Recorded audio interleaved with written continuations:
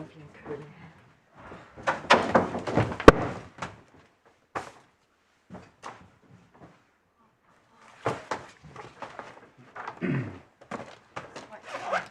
Ooh. Well, you've got the random chairs behind you.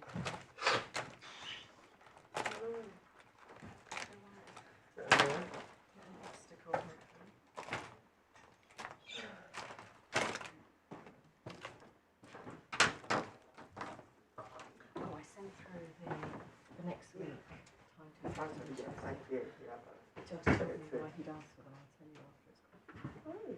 Your job's ticked off. Yeah, I say every 3 weeks, so that's it. Because I did ask them, Mr. Martin, it will be a day and a half. Okay. I think today would be pushing it. So, looks like a day and a half. Yeah. That's Tuesday, Wednesday.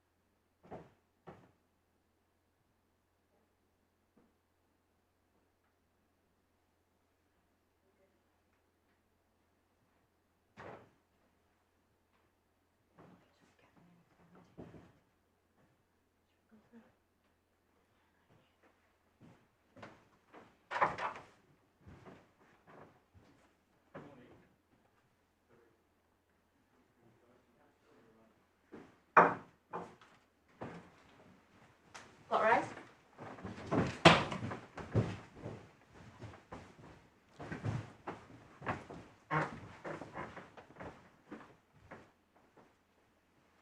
In the matter of capital Park Leeds PLC and Global Radio Services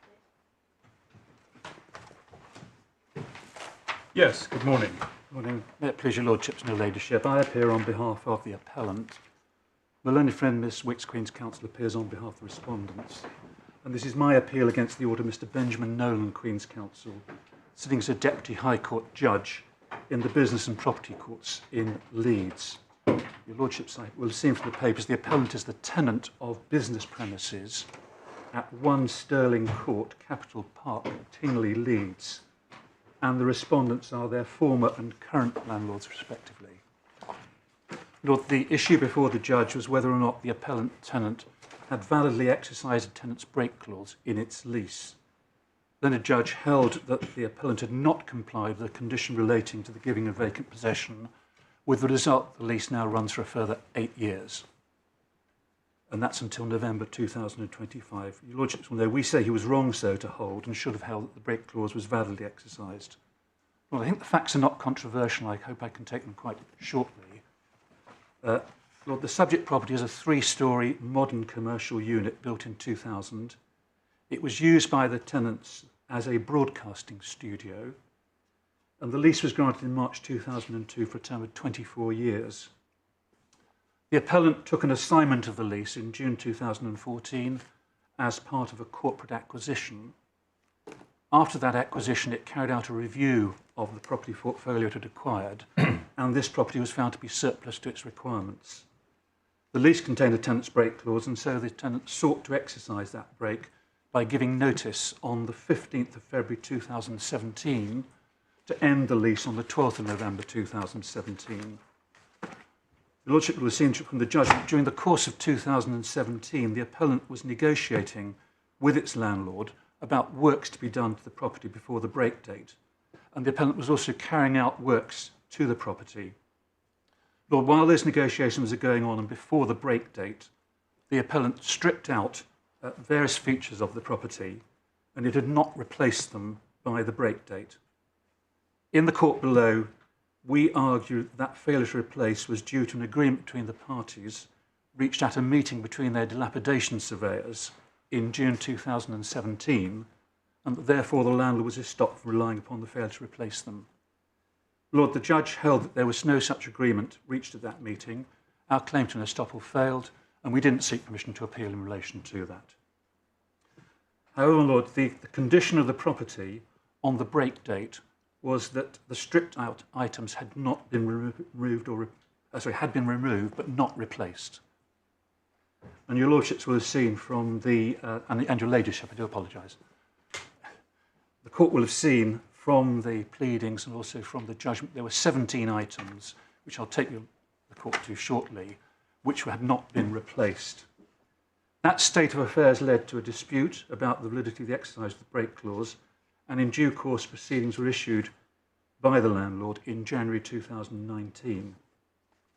Lord, I think, fairly that summarises the facts.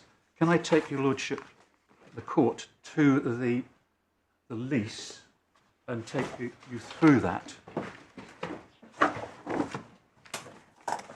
I'm working from the paper bundle rather than the electronic bundle. In that bundle, at tab 13, the lease starts at page 259. Can I ask the court to go straight to page 261,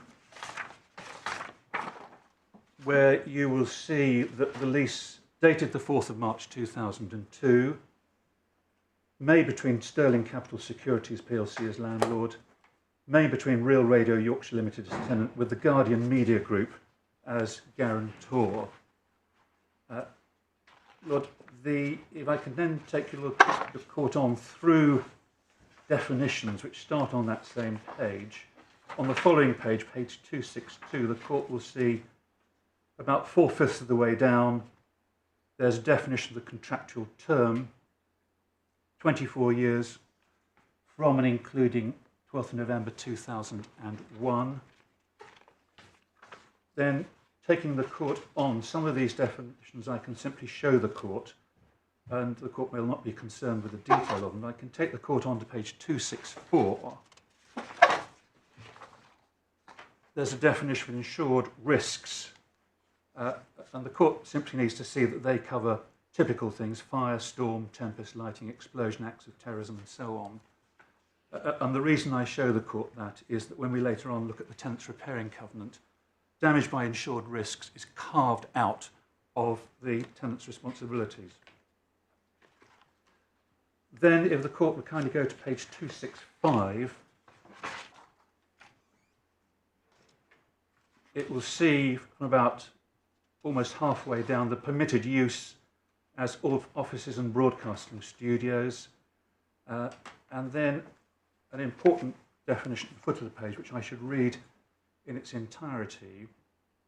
Premises means the property known as 1 Sterling Court, Capital Park, Topcliffe Lane, Tingley, Leeds, shown for the purpose of identification only, edge red on the plan, including the airspace lying above the existing roof of the building, including all fixtures and fittings of the premises were never fixed, except those which are generally regarded as tenants or trade fixtures and fittings, and all additions and improvements made to the premises, and any outside parts and any signage erected by or on behalf of the tenant upon the estate, and references to the premises include any part of it. I'll come back to that again. That featured in the judge's reasoning, but I first need to show the court some of the other provisions. If the court would go on, please, to page... You would describe that as a fairly standard definition of premises? They can vary, my lord, from lease to lease. I'd be reluctant to describe it as standard. So much depends on the nature of the property and the draftsman, the toings and throws between the conveyancing solicitors. But certainly the way it's set out, I think your lordship fairly standard, yes. Lord, the tenant's covenants start at page 270, and can I take the court to page 271? Again, I don't think the court is concerned with the detailed terms of the repairing covenants set out there, but the court needs to see that there is an obligation on the tenant in clause 331 to keep the premises in good and substantial repair and condition, reinstate, renew and rebuild where a necessary part of repair, but excluding any damage or destruction by any of the insured risks, unless the insurance is vitiated or payment refused as a result of any act, neglect or omission of tenant or anyone at the premises expressly have implication for the tenant's consent. Hence my reference earlier on to there being a carve-out from the tenant's repairing covenant. And then there is also an obligation 332 to replace and renew any landlord's fixtures and fittings been worn out or are beyond beneficial use or repair with suitable articles for reasonable satisfaction of the landlord. And then it goes on to set out various other matters, specific matters which have to be dealt with. As I say, I don't think the court is concerned with the detail of those provisions, simply to see that there is the repairing covenant there on the tenant.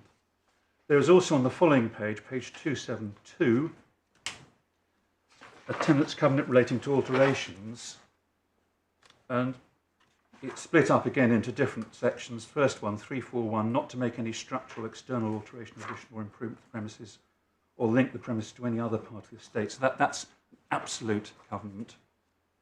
And then 3.4.2, not to carry out any non-structural alteration without consent in writing to the works. And then the following provisions, there have to be plans and specifications submitted when applying for consent. And 344, when the landlord has given consent to non-structural alterations, tenant shall carry out the works in accordance with plans and specifications supplied. And so that is the alterations covenant. Lord, if I can take the court on to page 281,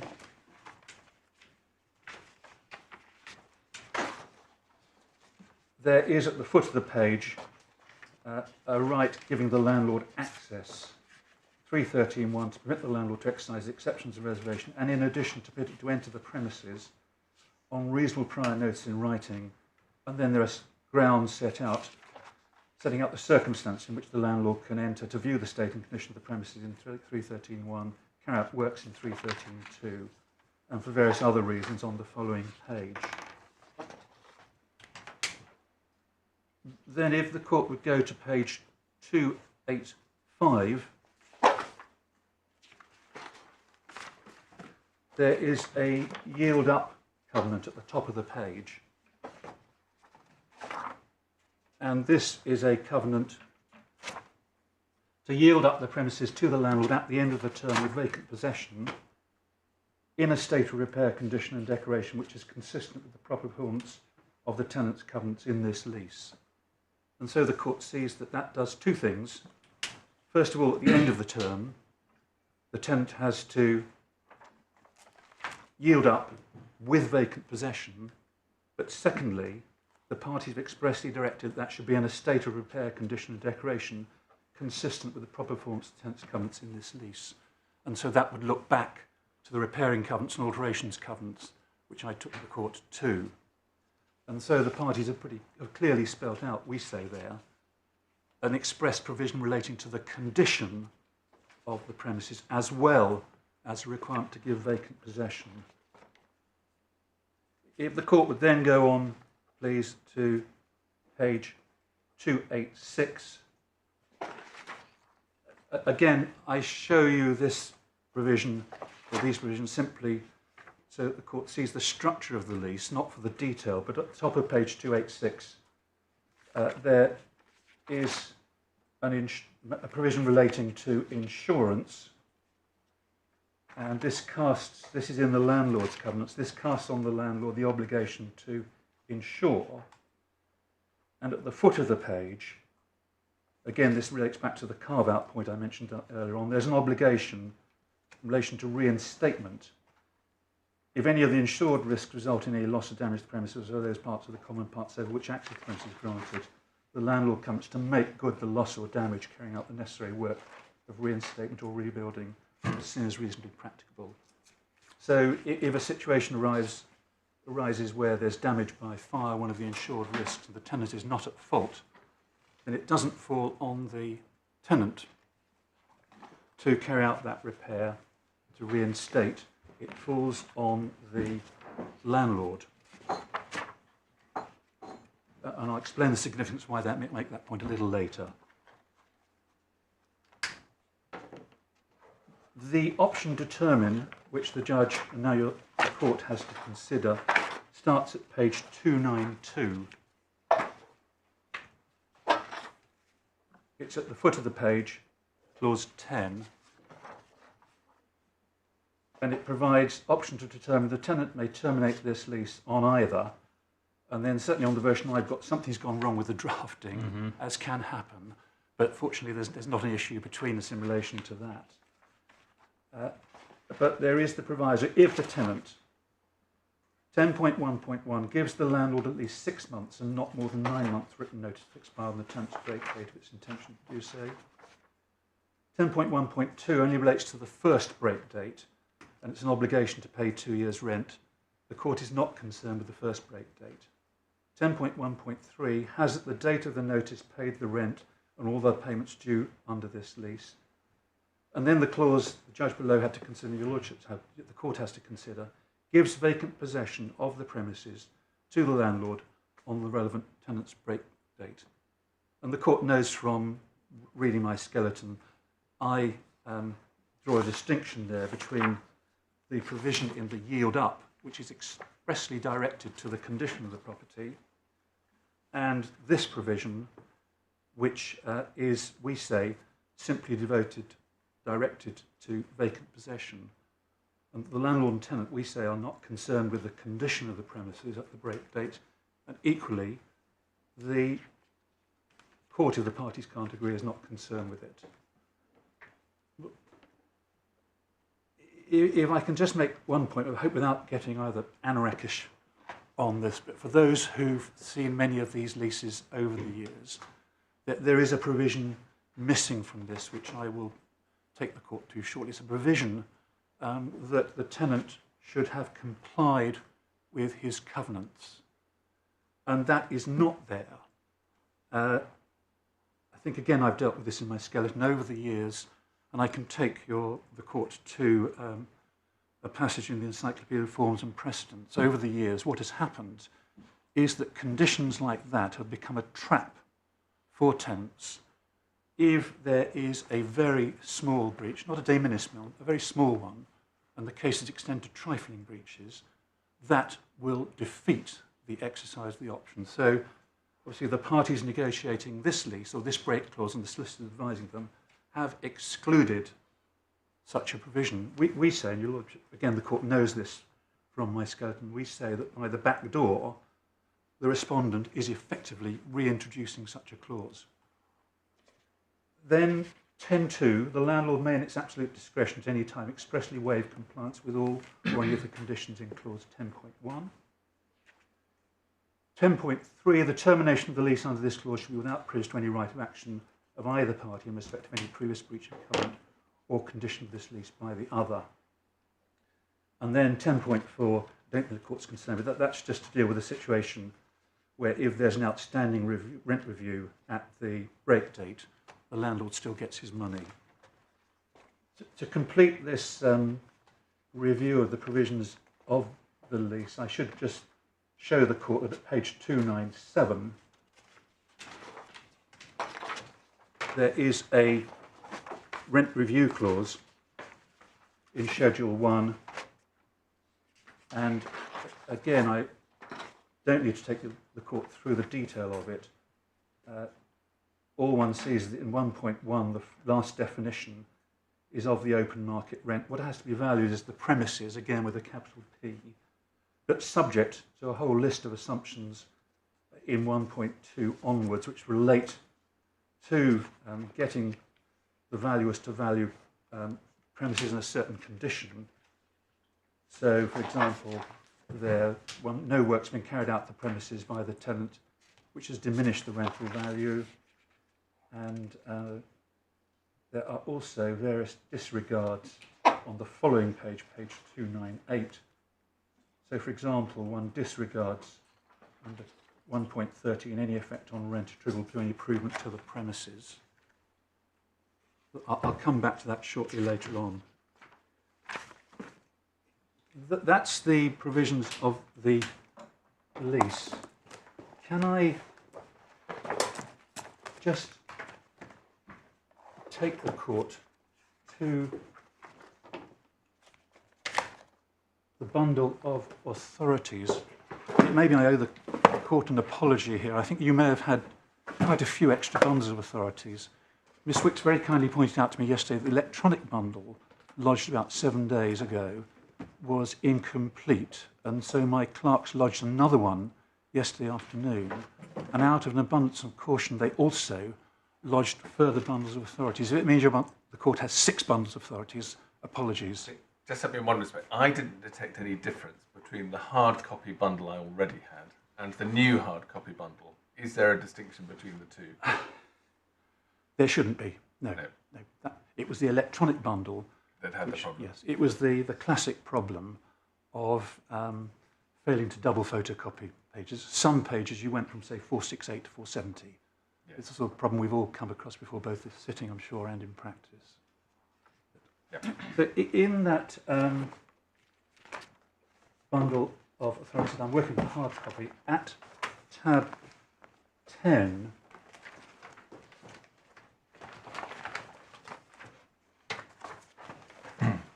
There, if the bundles have worked properly, there should be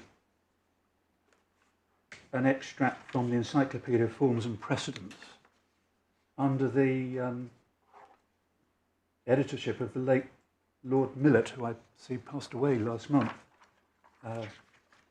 And I was just going to give to the court, with more authority than what I say, a little history of break clauses, and I hope there is a paragraph 385 towards the end of that. Yes. Yep.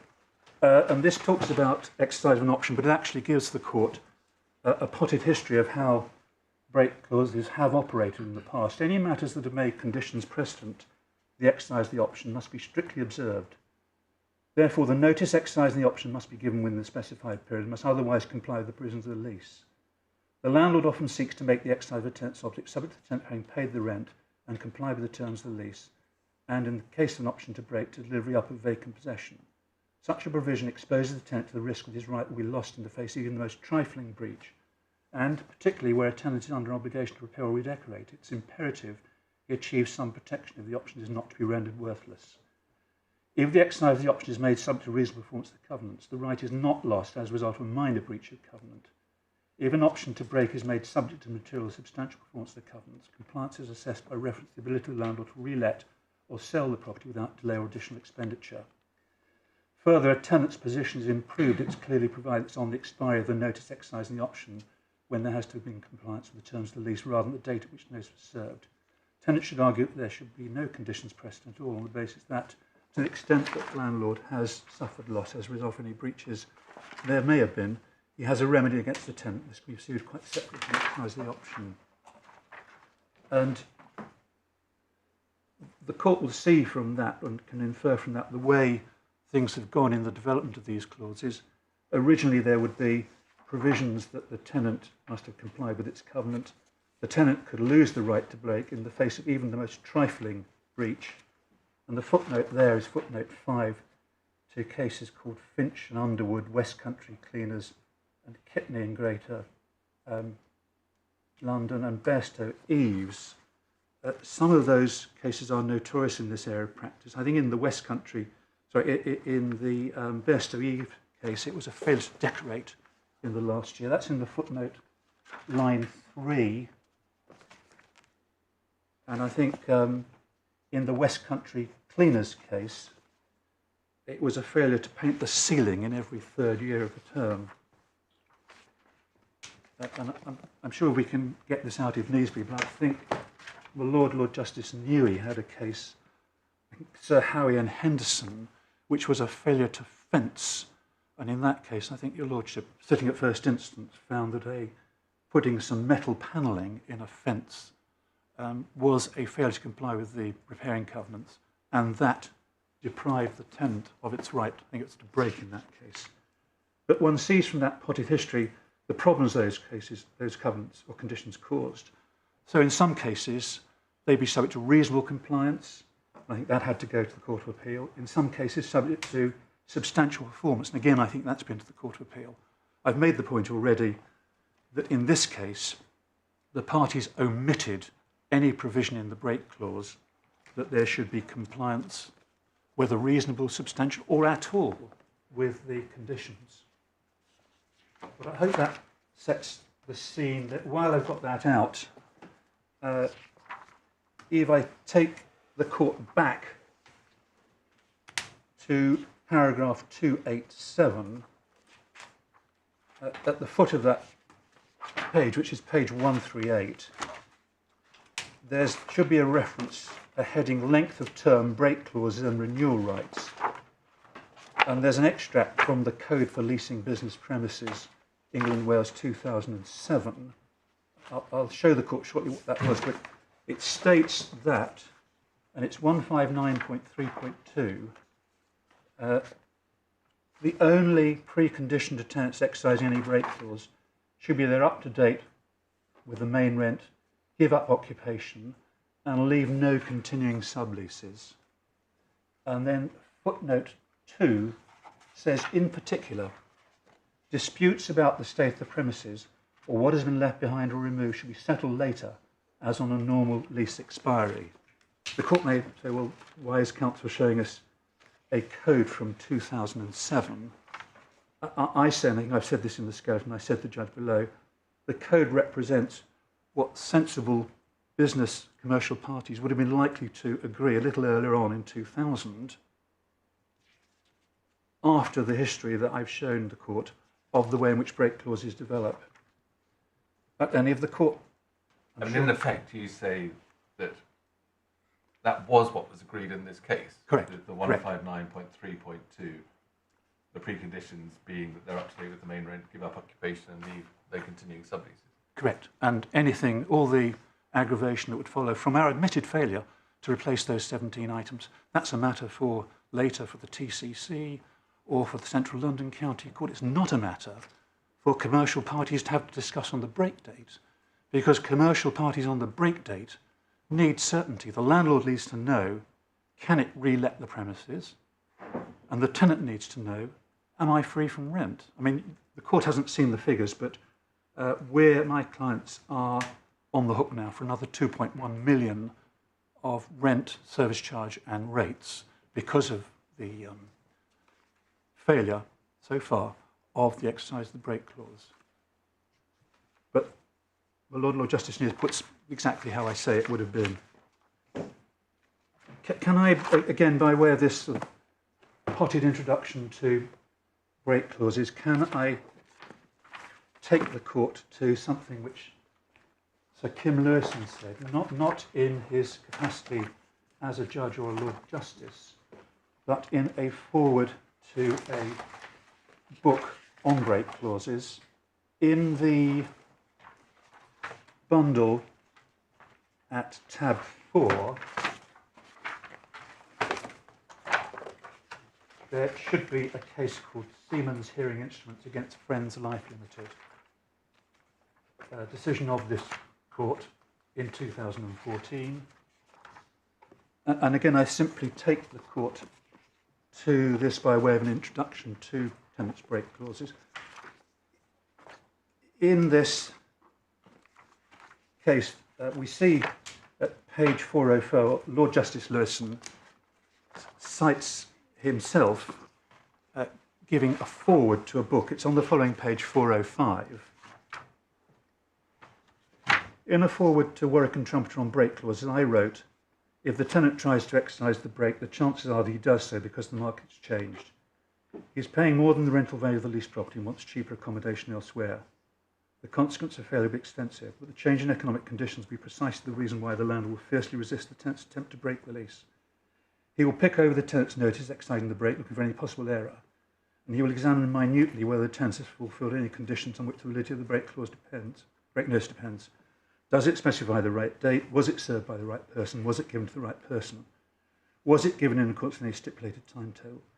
Did the tenant comply sufficiently with his obligations under the lease? Has the tenant given vacant possession? If any one of these questions elicits even a plausible negative answer, the stage is set for a full-scale battle. And in that particular case, exemplified that approach, but with a new point about the form of the notice.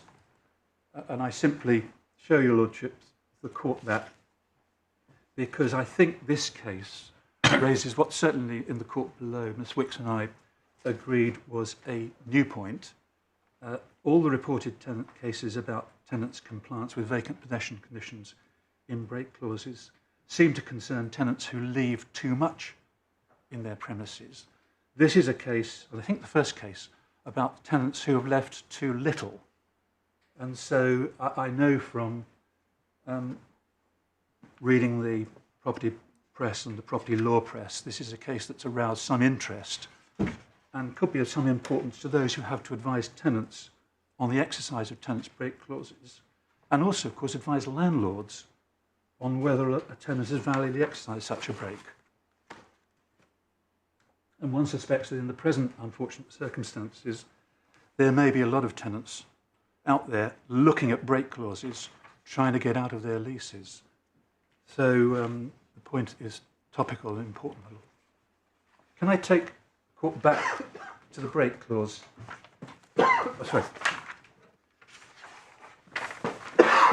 Before I do that, I should just explain how the point came before the deputy judge. If I can take the court to the pleadings or the statements of case, just to show the court how the point arose. In the core bundle at tab 8,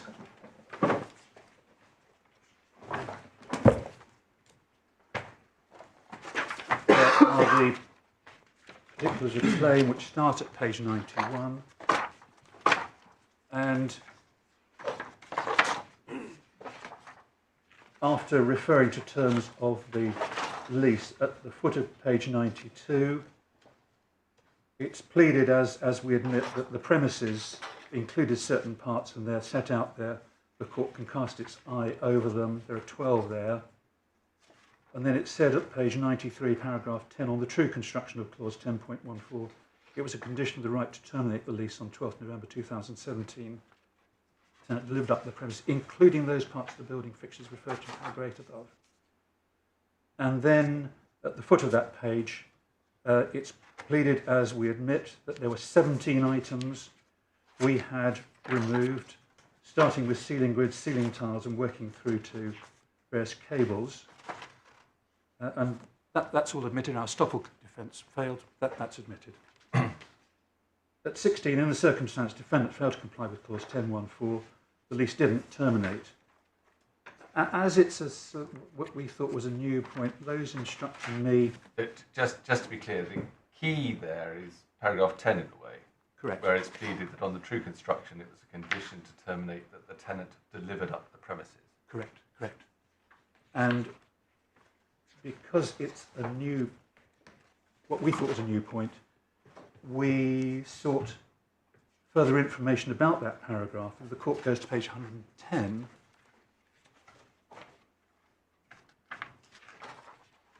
at the foot of that page, we made a request in relation to that very paragraph, which my Lord Justice Newey has just referred to, and we asked under item B, in order that we could know the nature of the case we had to meet, is it claimant's case to comply with the vacant possession condition to deliver up the actual parts of the building listed in paragraph 9, physically present at the date, or those parts physically present at the date the lease was granted, any replacements, or some other combination of things which are physically present at the date the lease was granted, and other things which replaced or superseded, and if so, what combination?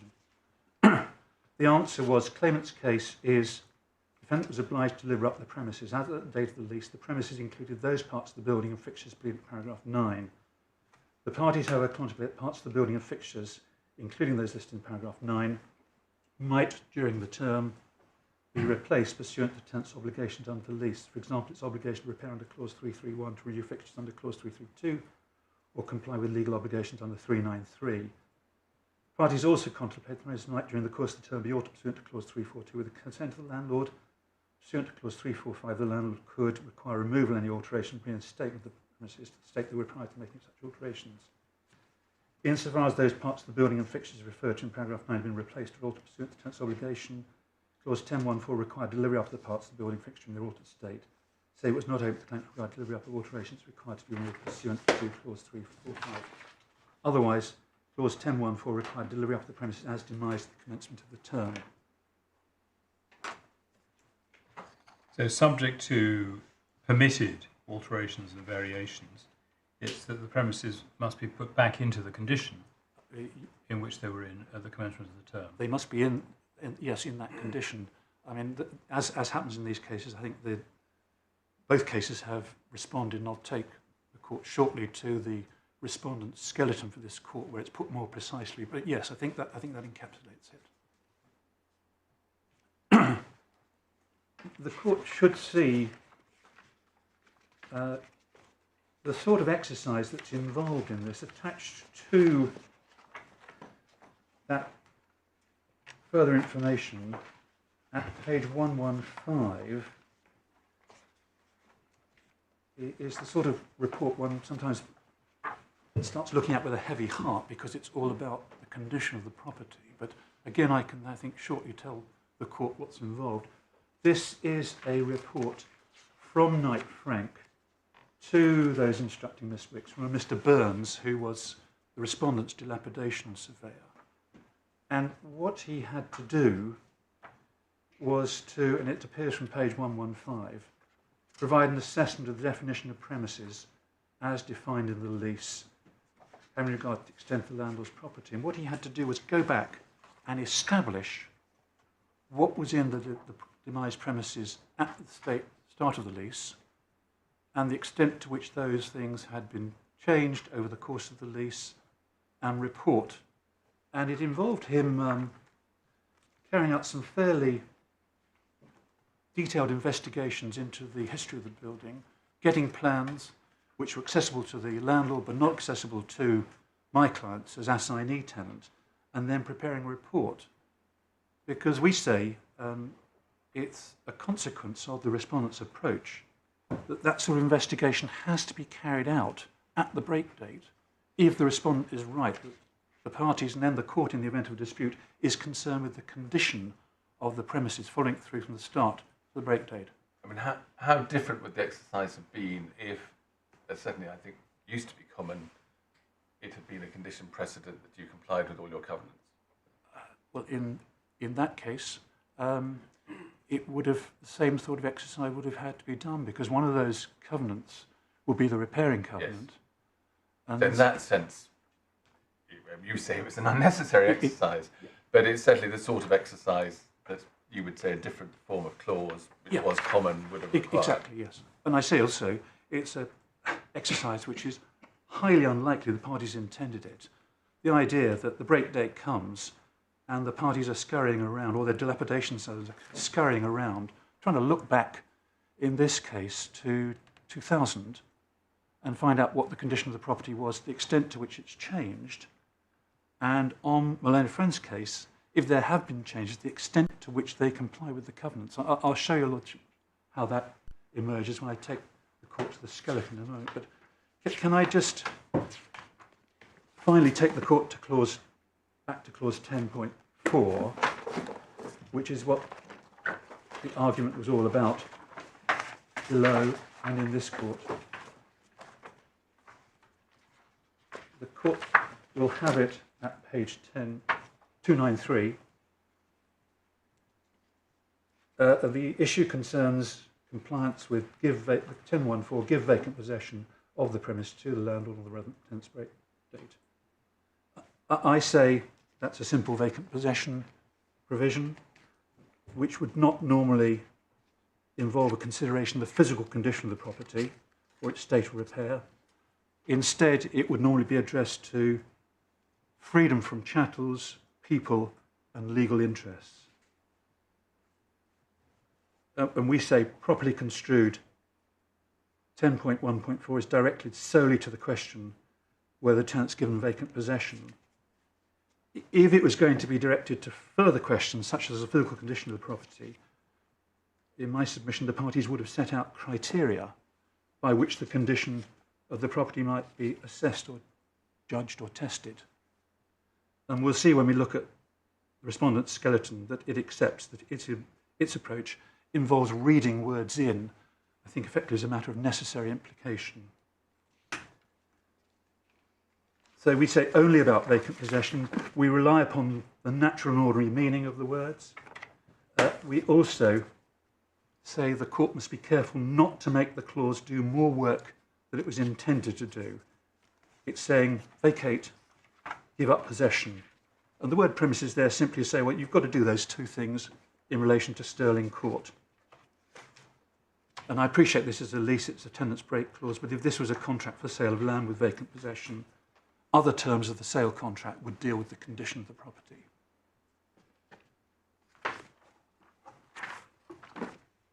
In addition to relying on the wording of clause 10.1.4, I remind the court of the point I made about what is not in the break clause. No condition requiring the tenant to comply with its covenants, and in particular its covenants relating to repairs and alterations. Specifically, there's no provision saying if you've carried out works to the property, they must have been in compliance with your covenants. Well, next, there's the preservation of remedies in clause 10.3. The parties contemplated there might be a failure to comply with the provisions of the lease, and if there are, then the exercise of the break does not affect rights of either party. And I think in my skeleton, I think I put hands up, I've said there are breaches in relation to those failures to reinstate. And then last, as far as the internal indications within the lease are concerned, I remind the court of the contrast I made between this clause and clause 3.20.1. If the court keeps its finger in page 293 and goes back to 285,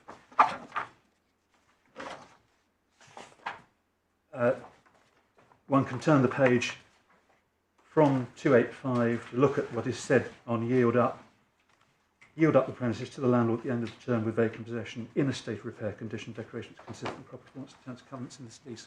Turn the page from 285 to 293.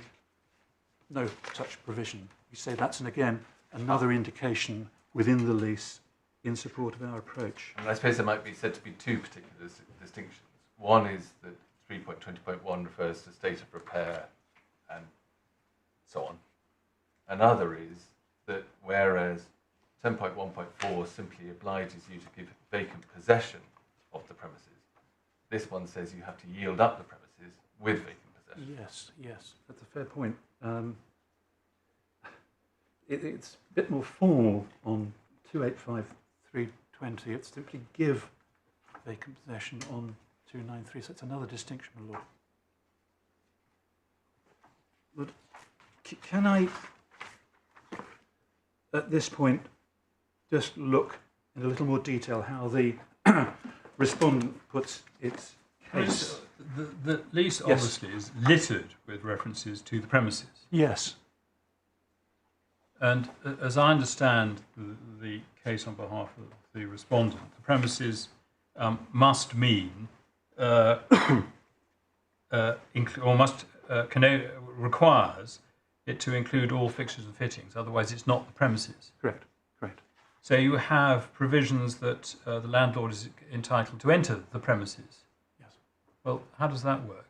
If they, on their construction, that they're not the premises because they don't contain the fixtures and fittings that were in place at the commencement of the lease. That's part of the case I advanced to the Deputy Judge, that I may have been over-ambitious before the Deputy Judge, but I took the example of the right to enter the premises, which I took the court to a little while ago, and I said in that context, the premises cannot mean the premises in the sense the respondent argues for, because if a surveyor comes in here to inspect Court 75, he looks at it as it is now. If furniture's been taken out or if the wall's been taken down, he looks at it now. So I think, Lord, the expression the premises will have different meanings in different contexts. In the case of the right to inspect, it must be, I say it must be, the premises as they are at the time. Likewise, in the rent review clause, one can only assume that there are all those assumptions and disregards because the property valuers look at the property at the valuation date and make these assumptions or disregards. And so we say, and this is really the second part of our case, we say, in this context, the premises means as they are from time to time. But we say in a way the court doesn't need to go there. The first point is that this clause simply doesn't deal with the condition of the premises. The second point is that if it does, then we say it means the premises as they are from time to time. And we rely upon the sort of point the Lord Justice Moylan has just made about the right to inspect. The word premises must mean different things in different circumstances. I mean, Ms. Wicks will obviously come back on this, but the obligation is to deliver vacant possession of the premises. Yes. One might ask rhetorically which part of the premises was vacant possession not given of. Well, but the answer to that, in a sense, is, well, the landlord accepts that vacant possession was given. It Yes. isn't alleged that vacant possession wasn't given. Yes. Albeit that the judge said that it wasn't given, but that it wasn't alleged by the landlord that vacant possession wasn't given. Correct. And if Correct. vacant possession was given, it's Correct. a bit hard to see a breach of 10.1.4. Correct. And it's I think, again, we'll see from the respondent's skeleton arc, it's no part of their case that vacant possession was not given. Hence me perhaps getting rather hot under the collar when I set out the grounds of appeal, suggesting there was a procedural irregularity in the last paragraph of the judgment, where the judge seems to use the classic terms of vacant possession. As I understand it, that's not the respondent's case. And in that sense, the dispute between you about Cumberland and so on is just irrelevant. It's irrelevant. Yeah. I mean, I will address you, the court, later on that, but it is irrelevant. In many ways, it's a binary question. We say, was vacant possession given? No challenge. End of lease, we get our money back. We don't have to pay the £2.1 million. But I was going to... Does that... Sorry, very rude of me. Does that deal with the court's points at that stage? Well, I've just got one question, Mr. Mail. Yes. If in some Lady. contexts...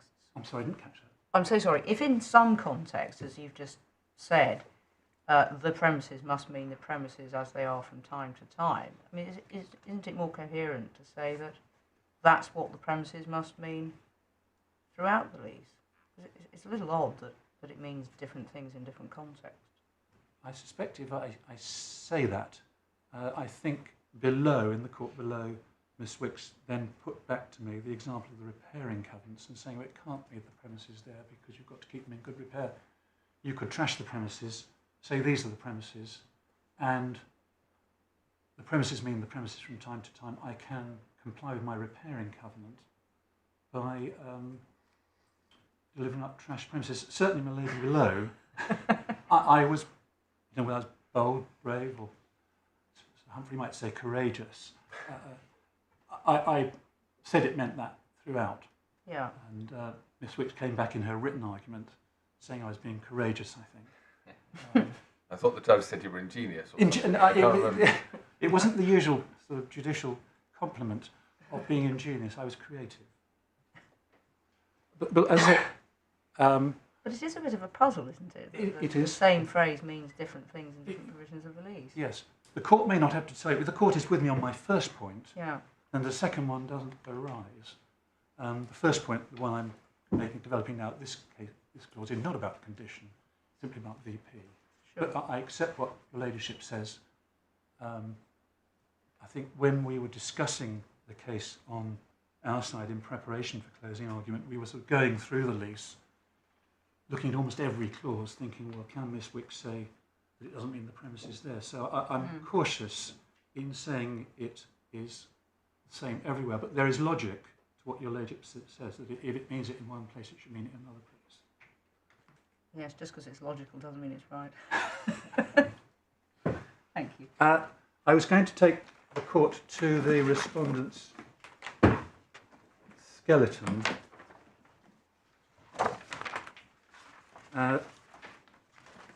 It's in tab 4, and can I show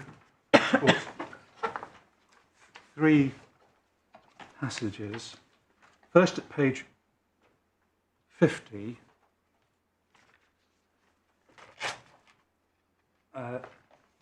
in paragraph 4, which has a number of subparagraphs, at subparagraph 5 at the foot of the page, after referring to what is the premises, the respondent says this: the respondents accept there are two caveats to the requirement to deliver up the premises under clause 10.1.4. The first is the de minimis rule. The second is the landlord cannot complain of the reason why there's been a change in the property delivered up is because one or both parties have complied with their obligations under the lease. It's common ground that neither caveat applies here. Then the same point is made a little further on at page 54.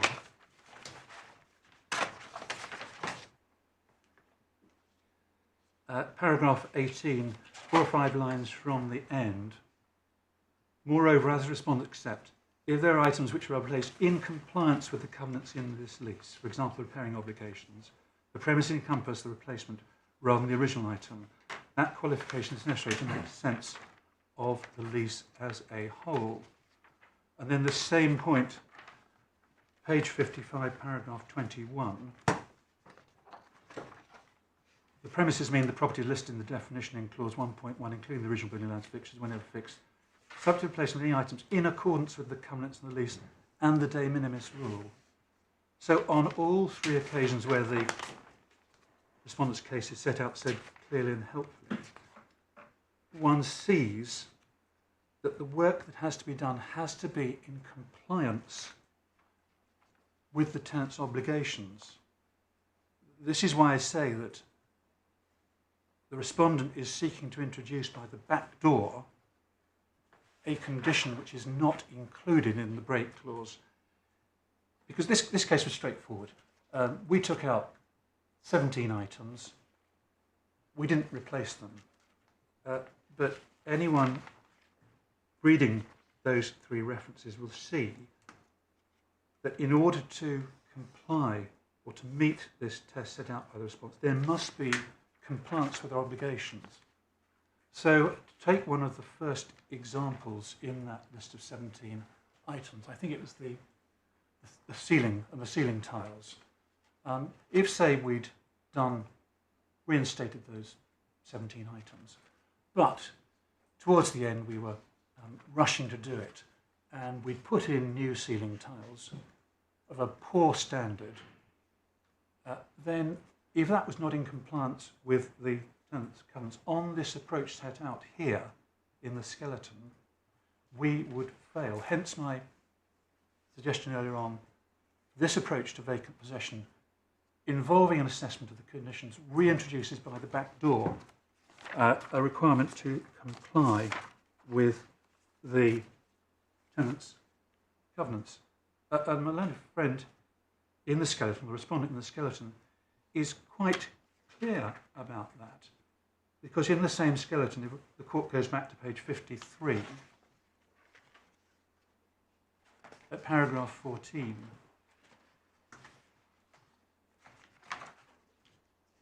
it says, clauses like clause 10.1.4 are commonplace and a rich source of litigation, sometimes on complex points of law and fact, as can be seen when the case is considered paragraphs 60-63 of the judgment. Code for leasing business premises was developed in response to these complexities in the case law and advises, in effect, tenants should not agree to break conditions in the form of clause 10.1.4.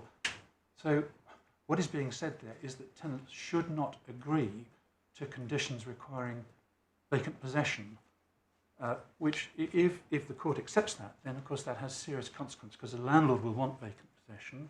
The tenant won't want to sign up to a clause which requires him not just to give vacant possession, but to comply,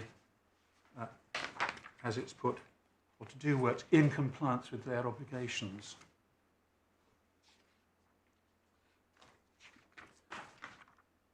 And we say that the respondent's approach there, which I think the trial judge accepted, should be rejected by the court. First of all, it introduces words into clause 10.1.4 which are not there.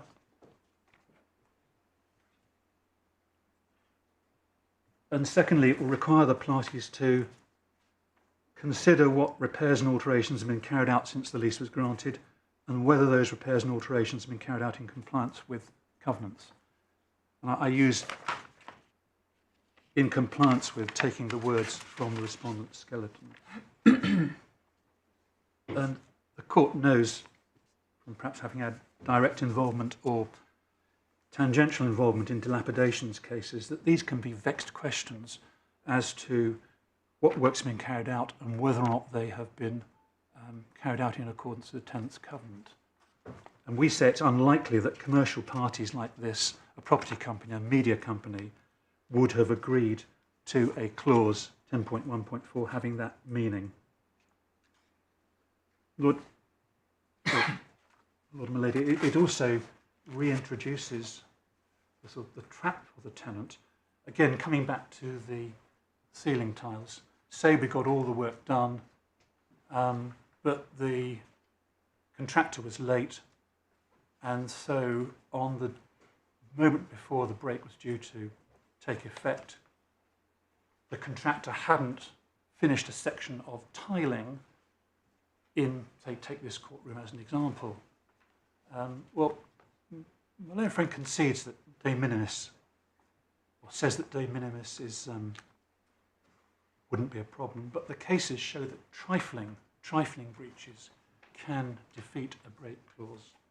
And so on the respondent's approach, the court could be, if it's correct, the court could be having to decide what's almost perhaps a metaphysical question: what's the difference between de minimis breach and a trifling breach? But again, my point is that it's highly unlikely two commercial parties like this would have agreed to a clause having this meaning. So we say 10.1.4 is all about vacant possession. Can I just remind the court of how that's been put by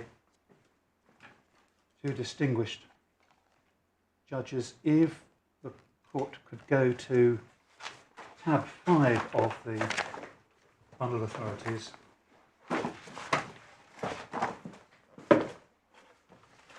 there should be a case called NYK Logistics against Ibrand Estates. Court of Appeal decision. On the first page, the italicized words H1 give the court a sufficient flavour of what it's all about. Break clause, term requiring tenant to have given vacant possession, tenant retaining security guard and contracts to carry out repairs, whether vacant possession given, whether tenant's intention to vacate or requested by the landlord sufficient, landlord's agreement to arrange to collect keys, whether landlord elected to waive tenant's compliance with vacant possession requirement. Lord Justice Reimer at page 485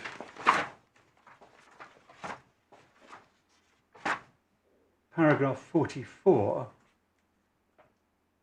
has a paragraph which we relied upon below and rely upon here.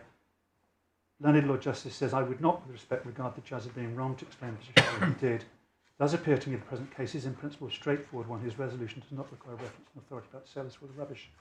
If NYK was satisfied the vacant possession condition of the break option, had to give such possession to Ibrand by midnight on April 3rd and by not a minute later, what to that end did it need to do? The concept of vacant possession in the present context is not, I consider, complicated. It means what it does in every domestic commercial sale in which there is now the obligation to give vacant possession on completion. It means at the moment the vacant possession is required to be given, property is empty of people, purchasers are able to consume so assume and enjoy immediate exclusive possession, occupation and control of it. Must also be active chattels, or the obligation of respect likely only to be breached when any chattel left in the property substantially prevent or interfere with the enjoyment of the right of possession of a substantial part of the property. So we ask the court to adopt that approach. We repeat our request to the court not to make clause 10.14 do too much work, as I put it. And through Moylan and Friends' approach of asking the court to look at the premises, the condition of the premises in detail, to give vacant possession an extra meaning, an extra requirement, then if the court will go to tab 6, the immediately following tab, page 404, again there's a helpful summary of the decision at H2. This is Miss Justice Newey at first instance. Proper construction of break clause did not include a precondition tenant to yield up possession of property in the conditions specified in another clause of the lease. I rely upon this only for what the learned judge said at page 413 about vacant possession, paragraph 39. I should say it's also common ground that what the obligation to give vacant possession normally requires is threefold. That is, return the premise to the landlord free of or vacant to first people. Secondly, chattels, substitution of the Court of Appeal in Cumberland, which is the effect the party is only in breach of the obligation to give vacant possession by leaving chattels on the property. Other physical impediment, substantial events, interferes with the enjoyment of the right of possession of substantial part of the property. Thirdly, legal interests. So a person does not comply with the obligation to give vacant possession if it's subject to a legal right and somebody else takes possession. That trilogy of people, chattels and interests, which was put forward by Mr. Siegler, was not dissented from by Mr. Sefton, I accept accurately reflects the general law of vacant possession. And after considering a difficult point which is not before the court about the case called Riverside, as Justice Newey on the facing page at 42 very wisely ducked that question and said, I accept the ordinary meaning of what is to give vacant possession in terms of the trilogy of people, chattels or interests. And so I think in both my skeleton and the judgment there's reference to the trilogy. The trilogy is not the Star Wars films or anything like that. It is people, chattels and legal interests. So at the risk of repetition, I say the landlord's case involves turning vacant possession into two matters, VP and the condition of the property. I say it's highly unlikely the parties intended the exercise of the break clause to become a potential battleground between a landlord and tenant as to whether or not the tenant had complied with its repairing obligations. And I say the parties need to know where they stand at the break date. Our approach achieves that, whereas it was fine on this case because we were in serious breach. There were 17 problems, but this isn't the normal case. This is a case of unusual facts. Typical landlord and tenant case, there's likely to be blurred areas, grey areas, where there'll be difficult questions about whether or not there has, in the words of Respondent skeleton, been compliance with the tenant's obligations. And we say, in a break clause between two commercial parties with so much riding on it, it's unlikely they intended the vacant possession clause to have this extra provision within it. So that's the first part of the case. I say that the clause has that meaning I've just indicated. I may not have made this sufficiently clear for the judge. Certainly I did in my written submissions, which we put in closing, but we had two stages to our case. First, that is what the clause meant. But secondly, if the judge or this court is against me, we say that if the court does have to go on and consider the condition of the property, in this context, clause 10.1.4 is referring to the premises from time to time. And I may have got carried away in the court below because I referred to it as an always speaking approach, which I then had to justify to the judge in my written submissions. I think I ended up citing a case of Lord Bingham's, which I suspect Lady Justice Laing will know better than me. It's all about how statutes can change from time to time. And I may have overcomplicated. All we were saying to the judge, perhaps using rather over fancy words, was this, in this context, the premises means the premises as they froth from time to time. And I used the example in the court below, I use it in this case, that if one had asked the parties at any stage during the course of the lease, what are the premises, what premises does the tenant have, what premises do you have, tenant, they would point out what they've got at the time and say, this is what we've got. That's supported by the fact that the right to inspect must be related to the premises. It's supported by the fact that the rent review clause must relate to the premises as they are from time to time.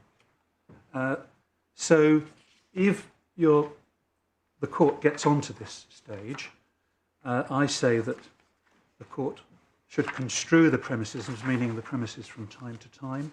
It may be that involves reading in words, but we know from the 3 passages I've referred to in the Respondent skeleton that they say there are necessary implications. I think they use the word necessary, which have to be read into either clause 10.1.4 or the definition of the premises. And the court will have seen from my skeleton of the judgment below, there are 2 passages I relied upon. Can I take the court to them shortly? First of all, tab 8 in the bundle of authorities.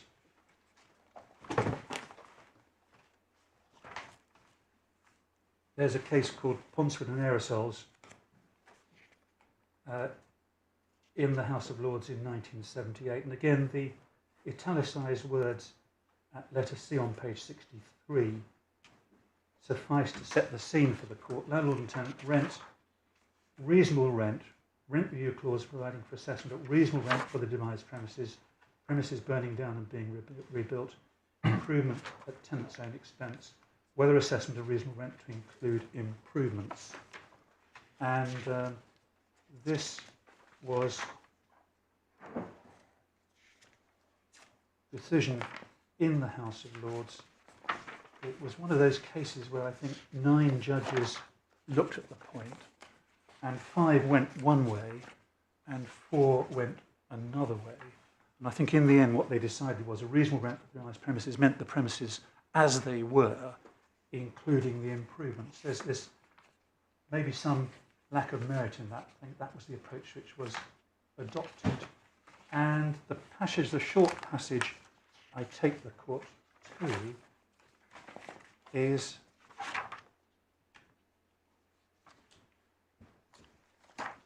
at page 82 in the speech of Lord Fraser.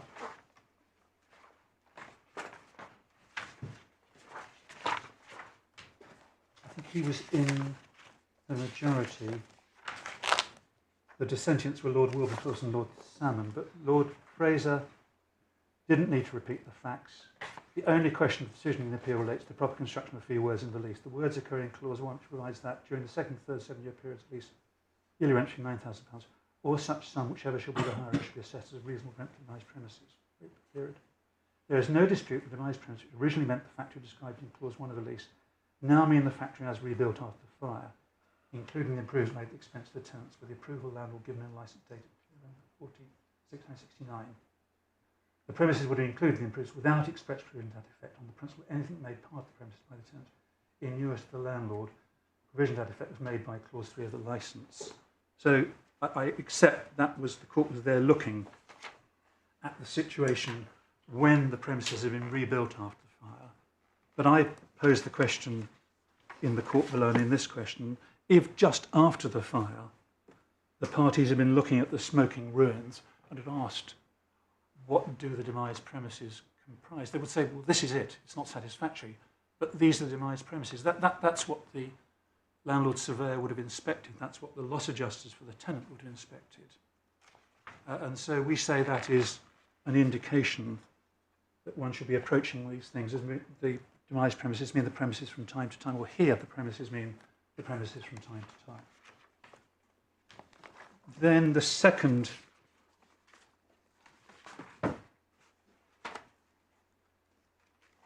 passage I should take the court to is a case called Peel Land in the bundle of authorities at tab 7.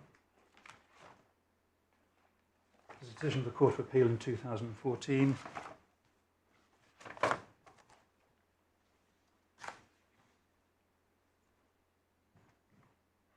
The italicised words at H1 on page 299 set the scene for this court. Tenants' fixtures, tenants' right to remove during the term, building lease, covenant to construct fully equipped steel-making plant, covenant against alteration and change to said premises, meaning of said premises, whether new building fixtures included, whether plain language required to restrict or modify tenants' rights to remove tenants' fixtures.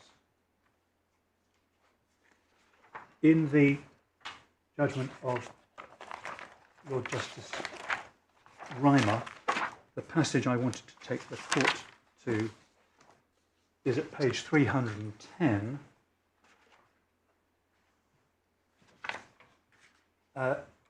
Paragraph 29 on that page. The learned Lord Justice sets out the alterations covenant, which was the subject of the dispute. And after setting it out in the fourth line of 29, the phrase "the said premises" defined in the parcel clause as meaning the demised site together with the buildings erected thereon. At the date of the lease, there were 3 buildings on the site. Clause 1 imposed an express obligation on the tenant to carry out the construction works, which I preferred to complete them by December 31st. Those works include the construction of a new building. Mr. Seatler submitted the definition of said premises, including not just the building existing at the date of the lease, but also the building to be erected. Since a new building becomes part of the land upon which it's built, and therefore must become part of the site upon which it's built, there is, it seems to me, a logical argument for the proposition that the said premises ought to be interpreted in an always speaking sense, and therefore as including new buildings erected on the site, and similarly any new fixtures that may be installed on the site. The critical question, however, is whether the reference to the said premises in clause 626 is in fact to be interpreted as intended to refer to new building and fixtures. Mr. Seatler submits it obviously to be so interpreted, and to the like question Mr. Brown initially accepted, it is, although he later submitted in particular to clause 226, it's not. I shall have to return to that later. So there is an example of Lord Justice Reimer applying an always speaking approach. The point was made against me. Just following that up, at yes. the end of 37, Lord Justice Reimer adopts that, I think. Yes. I'm so sorry, yes, I hope that's been sidelined in the... Yes. Yeah. Yes, I should read that. To interpret the said premises in clause 26 does not mean this would, in my view, be to rob it of what I regard as primary intent. Should I regard it as apparent, whatever sense may be attached to the use of the phrase said premises and other provisions lease, in no doubt in clause 26, the said premises reference the buildings and site from time to time. In the court below, the point was made against me. I think the judge accepted this, that always speaking applies to additions to the premises, but not to changes which involve taking something away from them. In my submission, there is no logic to that, and I remind the court of the example I gave of the parties looking at the smoking ruins in Ponsford. Those would still have been the demised premises. They may have made the parties very unhappy, but that's what the parties would have inspected. They would have been the demised premises. Equally, we say in this case, the premises were as they were at the break date, with the 17 items missing. The learned friend also made against me, and makes against me again, the point that, well, if Mr. Mail is right, if the appellant's right, taken to its logical conclusion, what it means is a tenant can go in, destroy the premises, leave a cleared site perhaps with some rubble, and say to the court, or say to the landlord, here's my break notice, there's the premises, I rely upon the always speaking approach from time to time, I can exercise the break. And I think the judge was attracted by that, suggesting that it meant my approach, or the appellant's approach, was flawed. In my submission, if the court is going to test my approach by examples, it should take examples which are real-world examples. I suspect, certainly I've never come across a tenant who's destroyed its premises. One reads sometimes in the newspapers about tenants who do that because they're crossed with the local planning authority. But if a tenant did that, a landlord would still have remedies. It would have remedies for breach of covenant. Very likely to destroy premises deliberately like that would be waste. That's a tort. The court could award exemplary damages. So I say First of all, it's not a good example, a realistic example by which to test my approach. I say a more realistic approach to test what I'm saying is to look at the insured risks. This was actually a property which did suffer from some vandalism. Some of the air conditioning equipment was taken, I think, for the value of the scrap metal. And that would fall within one of the insured risks, as would a fire. On my approach, the appellant's approach, the tenant can't repair, it's not obliged to repair, insurance money would be needed, there's an obligation on the landlord to reinstate. Come the break date, if the tenant had exercised the break, the landlord could say, look, there's metal missing from the air conditioning, the fire has damaged the roof, and the tenant would be completely blameless in that situation. And in my submission, that's an indication that the court should be looking at these premises, meaning the premises as they are from time to time.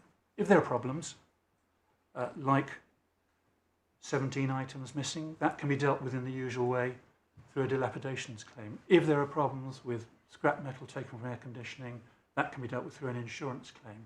If there's a problem with the fire and the roof, that can be dealt with through insurance. The tenant shouldn't be penalised and deprived of its break in that situation. I say that is a more realistic example by which to test the approach of Can I just take it a stage further? Suppose that there's some very heavy rainfall.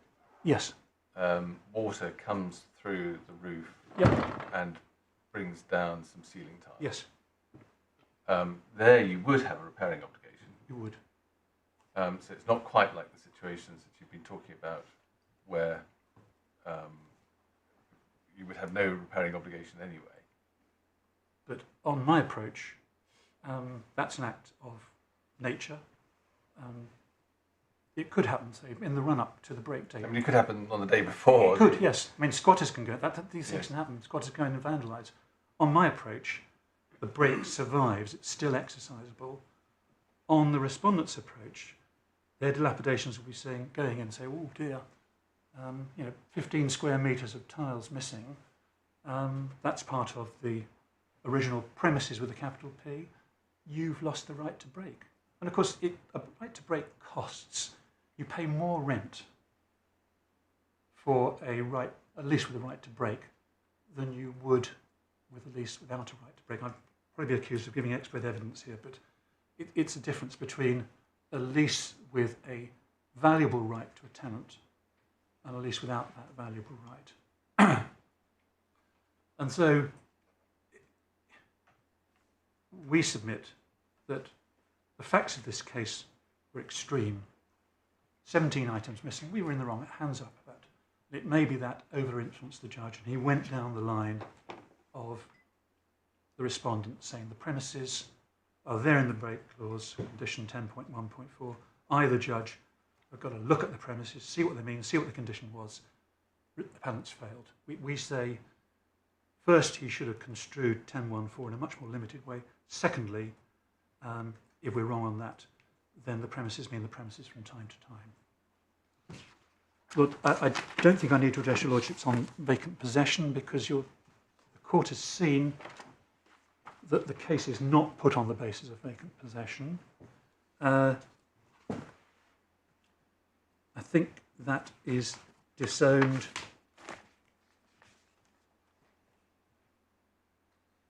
in the respondent's skeleton. And we say that the judge didn't need to go there. Can I just take the court to the judgment? It's in tab 6.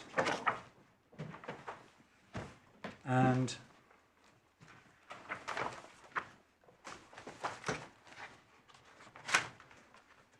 I see that the case I cited below about always speaking was one called Quinta Varley. It's at page 7850, paragraph 58. As I say, I may have gone rather over the top there, citing Lord Bingham, and in a very important public law case in a landlord and tenant case. But that was the case I was referring to, my lady. But in the judge's judgment at the very end, we do respectfully say, page 85, the judge has got a little confused here, I can put it that way. Paragraph 67 is judgment. In the end, sorry,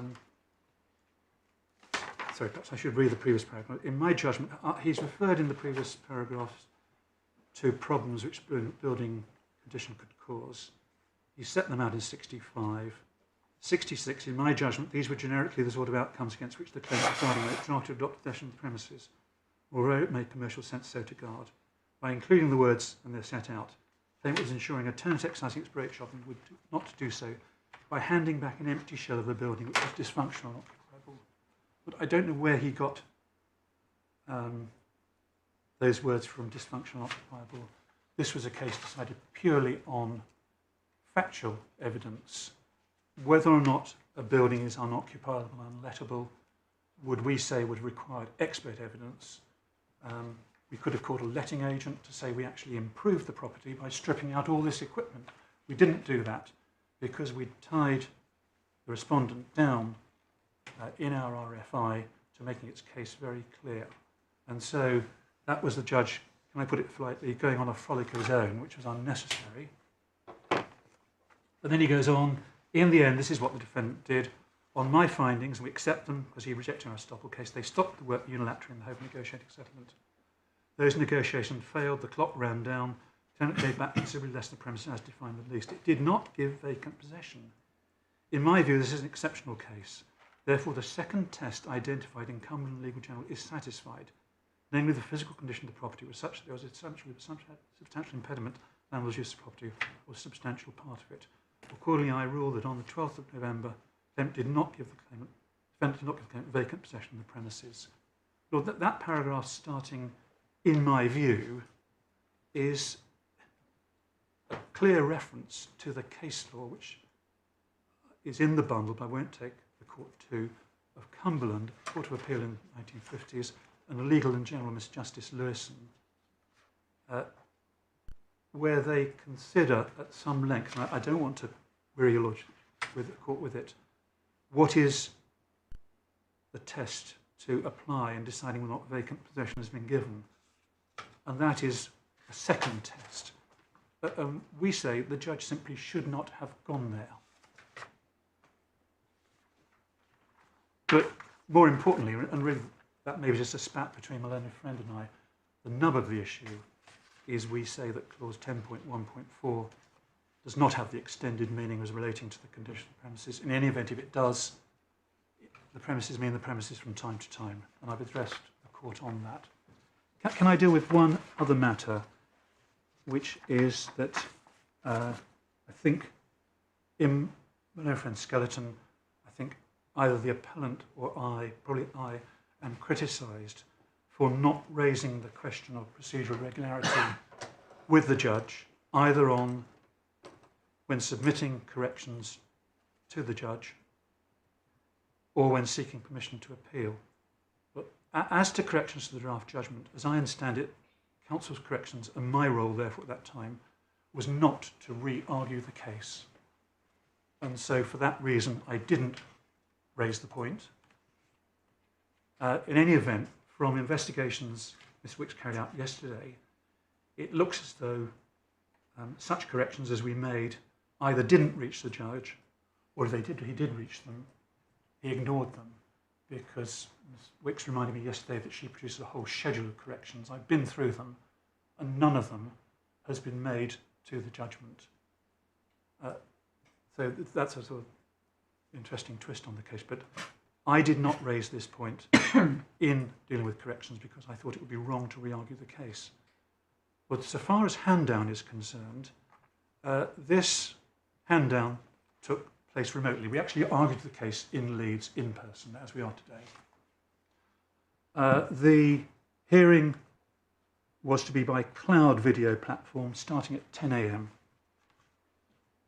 And my clerks told me that the judge had other commitments starting at 10:30. I think he may have been sitting in crime that day, I'm not sure. And so only half an hour was allowed. I was at my instructing solicitor's office. we had serious IT difficulties. I couldn't get onto the link by video. I think after 10-15 minutes I had to join in by telephone. We had a number of things to deal with. We had costs, payments on account, joining the new landlord, and things like that. The IT difficulties were continuing and I was worried we were going to conk out. I've checked my notes for the hearing and I did have it down to raise with the judge on my application for permission to appeal that he had decided the point on a case which Ms Wicks wasn't relying upon. But due to these IT difficulties and the time constraints, I didn't raise it. If I did something wrong, I apologise. It was not my intention to in any way disadvantage the respondent or to advantage the appellant unfairly. And I was looking last night at the protocol for remote hearings, which was issued on the 26th of March 2020, paragraph 4, said that teething troubles were going to be inevitable. Parties were urged to be more sympathetic to technological and other difficulties experienced by others. So hands up, if I should have raised it, I apologise. I did intend to raise it, but due to technological difficulties and running out of time, I didn't. So again, apologies to Ms Wicks. And I suspect not so much apologies to this court, but apologies to the judge below. Lord? I mean, on the face of it, Ms Wicks will tell me if I've misunderstood it, this doesn't seem to matter, because Ms Wicks isn't seeking to rely on the reference to Cumberland. She's relying on the argument that she has explained. Exactly. It doesn't go anywhere. But those are the circumstances in which I didn't raise it. But the real issue in my submission, I think Ms Wicks accepts that in her skeleton, because we're now before the court. The court has to decide, what does clause 10.1.4 mean? Does it mean condition? If it does it mean the premises from time to time? And I've made my submissions on those points. Unless there's anything else I can help your lordships or your ladyship with. No, thank you very much indeed. Thank you for your submissions. Yep. Yes, Ms Wicks.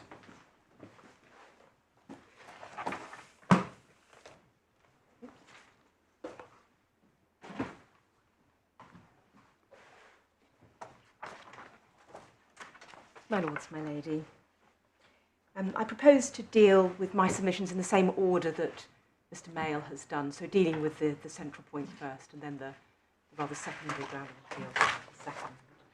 And in relation to the key question of construction, I propose first to address questions of language and then secondly to draw out certain points relating to commercial purpose and practicalities. So first of all, dealing with the language which is used in the lease. In my submission, it's important for the court to distinguish three questions. The first is, what is the extent of the property to be given back?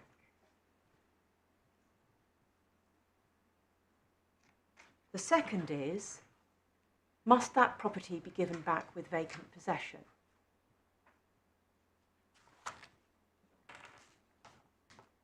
And the third is, must that property be given back in repair or in any particular condition?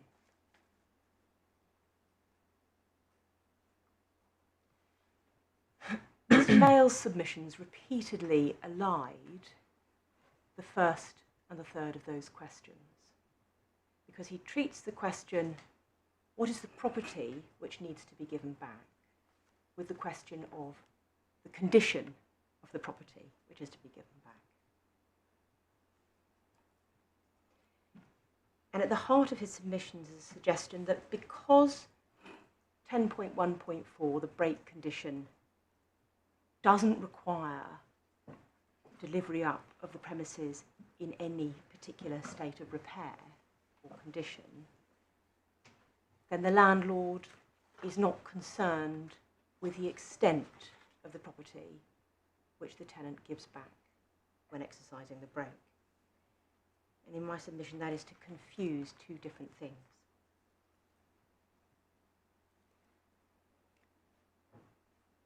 in my submission, the language of the break clause condition clearly and unequivocally answers those three questions. The extent of the property which is to be given back is the premises with a capital P. The premises must be given back with vacant possession. You use the expression given back. Yes. Actually, the expression is vacant possession. It's give vacant possession Yes. of the premises. And it's one of my submissions, my lord, that it doesn't matter whether one talks about yielding up, delivering, giving. They all ultimately mean the same thing. And I'll develop that a little bit later if I may, because it's all about the transfer of possession from the tenant to the landlord as part of bringing the lease to an end. When you say the transfer of possession, is another way of putting it giving up occupation? No, my lord. The concept of possession, which is absolutely at the heart of our property law, is about control over property. And the concept of vacant possession involves a seller of land or a tenant of land passing that degree of control to the buyer or to the landlord. And there's a failure to give vacant possession when there are circumstances which prevent that possession being transferred or delivered up. And the modern cases tend to be about chattels, but actually historically the key reasons why sellers of land or tenants fail to give vacant possession is because there would be other interests in the land or people on the land. So, for example, there might be a subtenant in occupation, and that would be a failure to give vacant possession, because the ability to control the premises, which is at the heart of the delivery up of possession, has not been given to the buyer or the landlord if there is somebody still exercising rights over that property. So, in terms of language, my lord, my submission is that it doesn't matter whether you refer to it as giving the property of the premises, giving back the premises, yielding up the premises, delivering the premises. All of those mean the same thing. I have to say I have trouble with this. The obligation is to give vacant possession. It's not to give the premises, it's to give vacant possession of the premises. And Yes. you accept that vacant possession was given? Well, it's to pick up a point that your lordship put to Mr. Mail earlier. One can't sensibly talk about giving vacant possession in a vacuum. It has to be vacant possession of what property? So which bit of the premises was vacant possession not given of? All of those fixtures and parts of the building which had been removed. So they had to give you vacant possession of things they'd taken away and put on a dump. They had to give us that possession because those were part of the premises of which vacant possession was required to be given. Can I pin you down a little? Yes. So they take away some ceiling tiles and they're put on a dump. Those are part of the premises, the ceiling tiles. So they have to give you vacant possession of those ceiling tiles, do they? On a dump? No, my lord, I think you misunderstand me. So the ceiling tiles are part of the building. They were? They were part of the building. And as part of the building, they are part of the premises, which we say, of which vacant possession has to be given, which has to be delivered up to the landlord in order to satisfy the break condition. By removing those ceiling tiles, and this is the pleaded case of the appellant, they turn those parts of the building into chattels and then remove them. So the pleaded case of the appellant is aha, those ceiling tiles aren't part of the premises at the time the break clause, the break condition operates, because we've converted them into chattels and we've taken them away. And do you accept that? No, we don't accept Well, that. well, just specifically as to those ceiling tiles, Yes. they became chattels, and they didn't have to give vacant possession of those particular ceiling tiles. Yes, they do have to give. They have to give possession because they are part of the building. So suppose it's this building. Yes. We take down this ceiling tile. We Yes. take it away. Do I have to give vacant possession of that ceiling tile, which is now on a dump? You have to not take it away so that when you deliver back the building as a whole, it has its ceiling tiles with it. Because That that's seems what. to be a different point. So I'm sorry, my lord. I'm perhaps misunderstanding you. I'm just trying to pin down what you mean by the premises. Are they the physical construction? If so, part of them is now on a dump.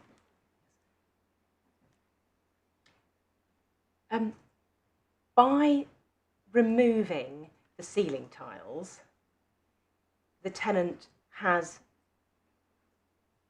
taken away something that was part of the premises. The defined term, the premises in the lease, includes those ceiling tiles while they're affixed to the building.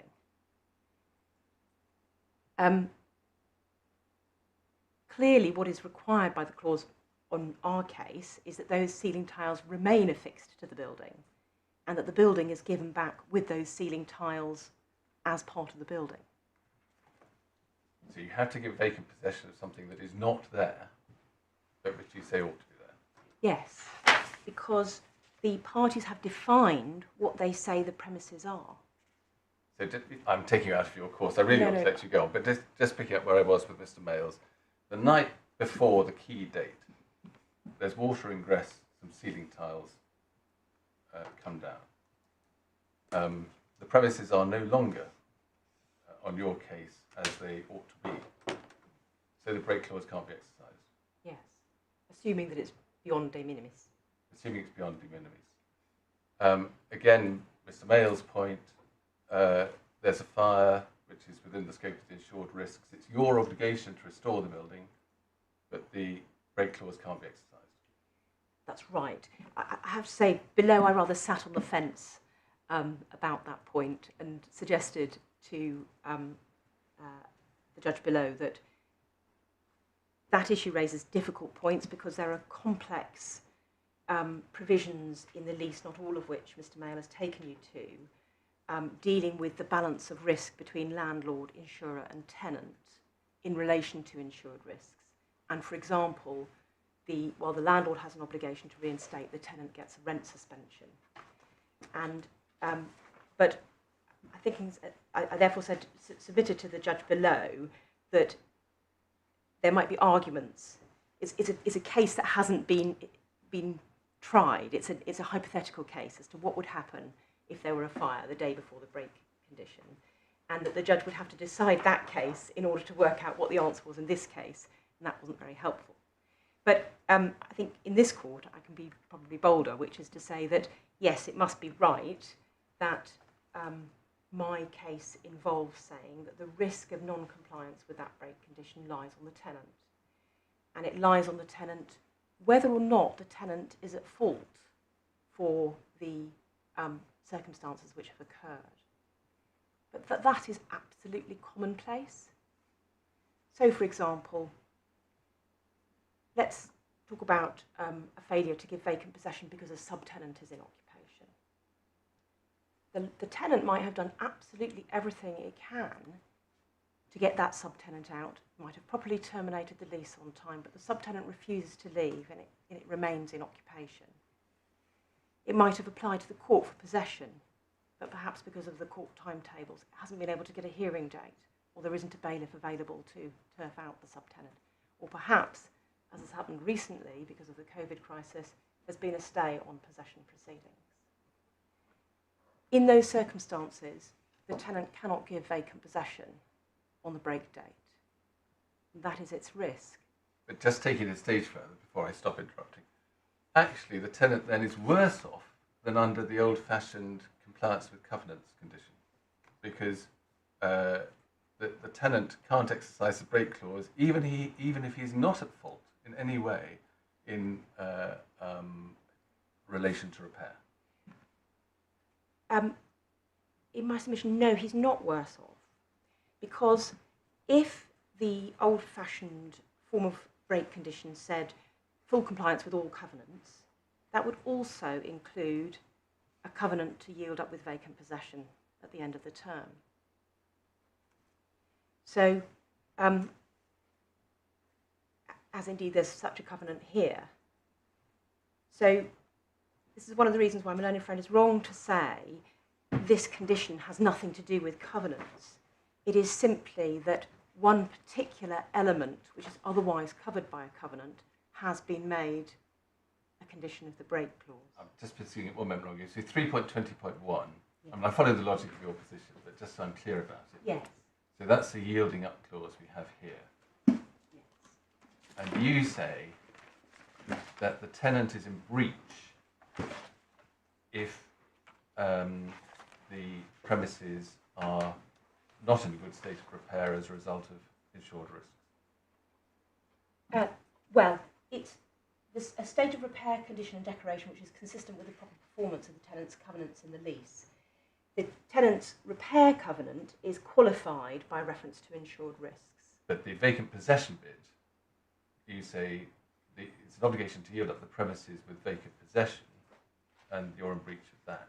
So if, in my example, there's a subtenant still in occupation... But not that one, I'm taking the insured Yes. risks example. So in the insured risks situation, then yes, that there's a breach of the obligation to yield up the premises with vacant possession, because what has been yielded up is not premises.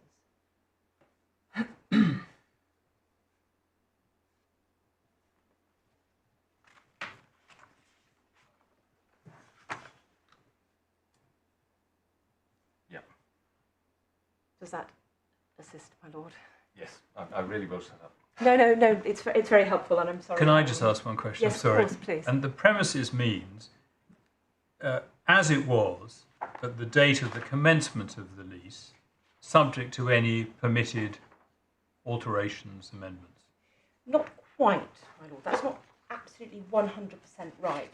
The premises means what the defined term means, and that includes, it's page 265 of Yep. the core bundle, that includes fixtures and fittings at the premises whenever fixed, except those which are generally regarded as tenants or trade fixtures and fittings, and all additions and improvements made to the premises.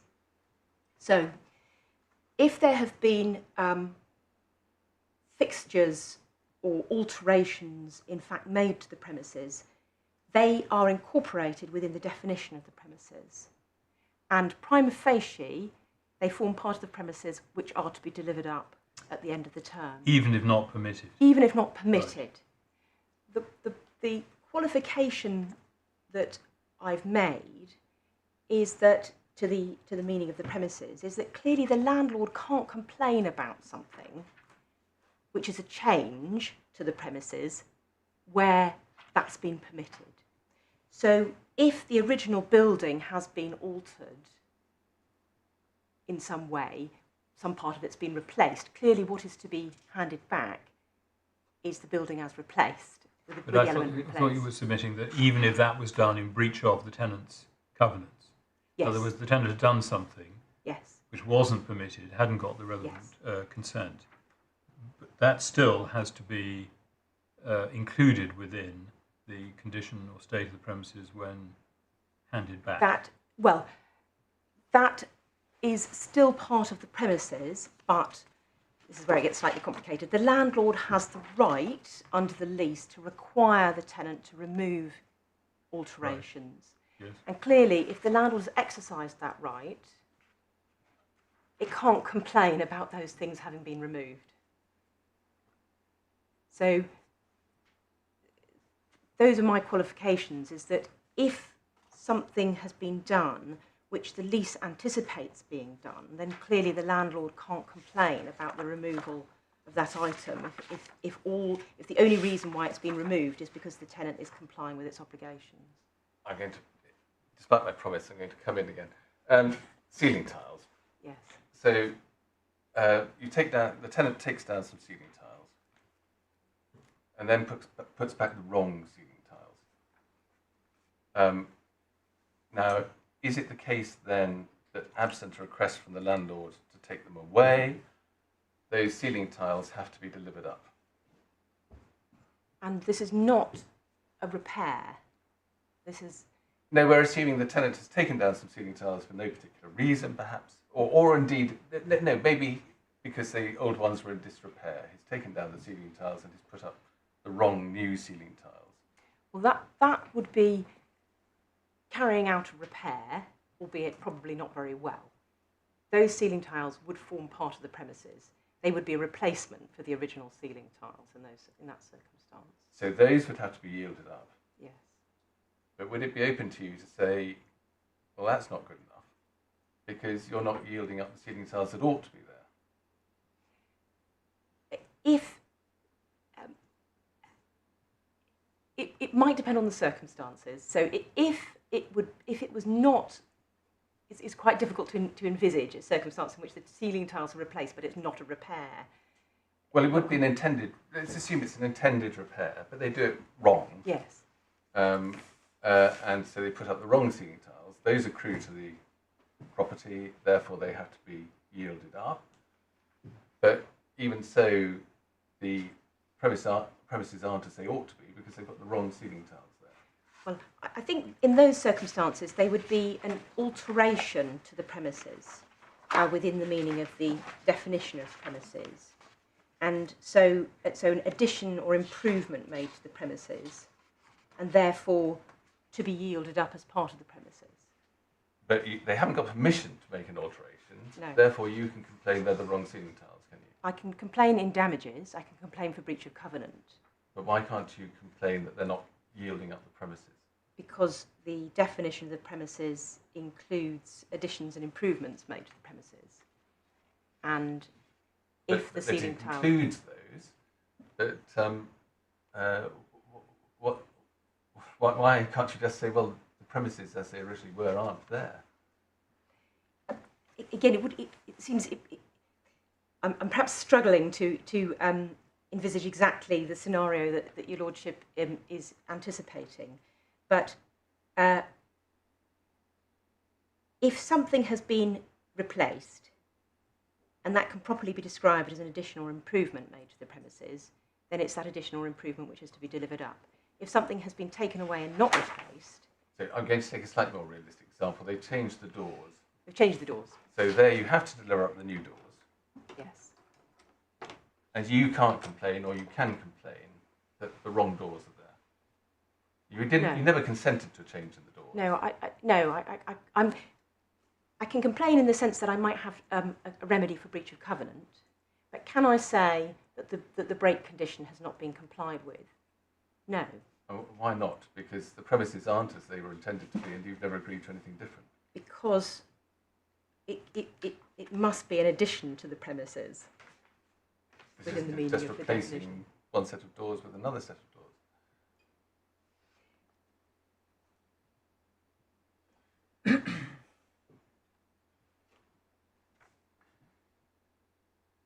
Yes. The doors would probably be a fixture at the premises, whenever fixed, actually. The doors would be a fixture, because they would be affixed to the building. Actually, they might be part of the building. I may be wrong about that, my lord. Let me just pause and reflect on that.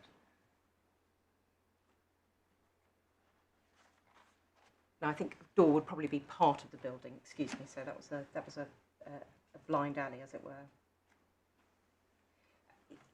My lord, it must follow from my case that the relevant test is: are the doors an addition or improvement? If they are, then they're part of the premises. If they're not, then they are. Then their removal is not delivery up of the premises.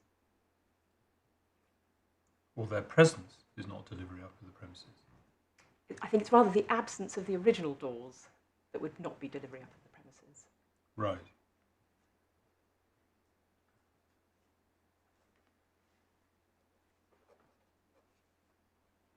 So it's not simply fixtures and fittings or the premises. It is the premises as they were at the commencement. Yes, the premises. Because that's why you're saying if you take something away, it means that you're not giving appropriate vacant possession. Yes. It's perhaps somewhat easier to conceive with larger items than ceiling tiles or doors, although I quite accept my Lord Justice Newey's point that the argument must apply equally to smaller items subject to the de minimis rule. But for example, if there is a garage outside as a separate building and the tenant demolishes that garage, and it was there at the commencement of the lease, it forms part of the premises, and it hasn't been given back on the break date, and therefore the premises haven't been given back. And in this case, many of the items, not all of them, were landlord's fixtures. Some of them would have been physically part of the building, but many of them would have been landlord's fixtures.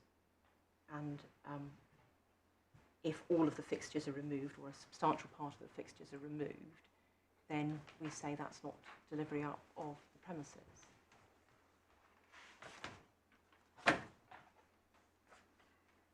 My Lord, as Mr. Mayle has acknowledged, there are two strands to his argument. The first is, in effect, that the break condition is silent as to the extent of the property to be given back, that it's not concerned at all with the question, what is the property to be given back on the break date? And that involves the submission that although the parties have chosen to use the phrase the premises, chosen to capitalise the P in the premises, that actually those words have no content at all.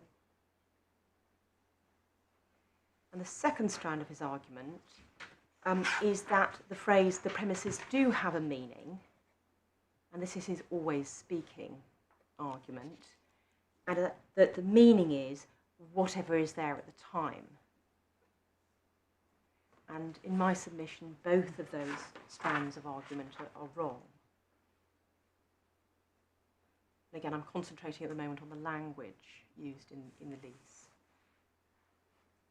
So the first strand of argument, where the break condition isn't at all concerned with the extent of the property given back, is wrong, we submit, for two reasons.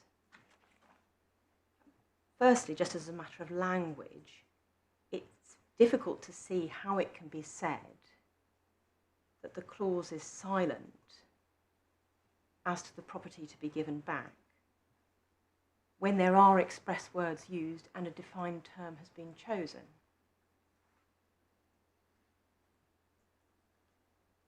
So in my submission, that argument ignores the principle that the intention of the parties is most likely to be found in the words in which they've chosen to express their bargain. Obviously, this court is very familiar with the Arnold and Britton principles which are set out in the judgment below.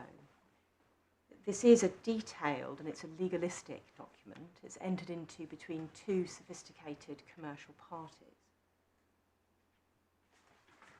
It's not a clause where there's what's described as the torrential style of drafting, where there are a million words used where one might do. It's actually quite a pithy clause.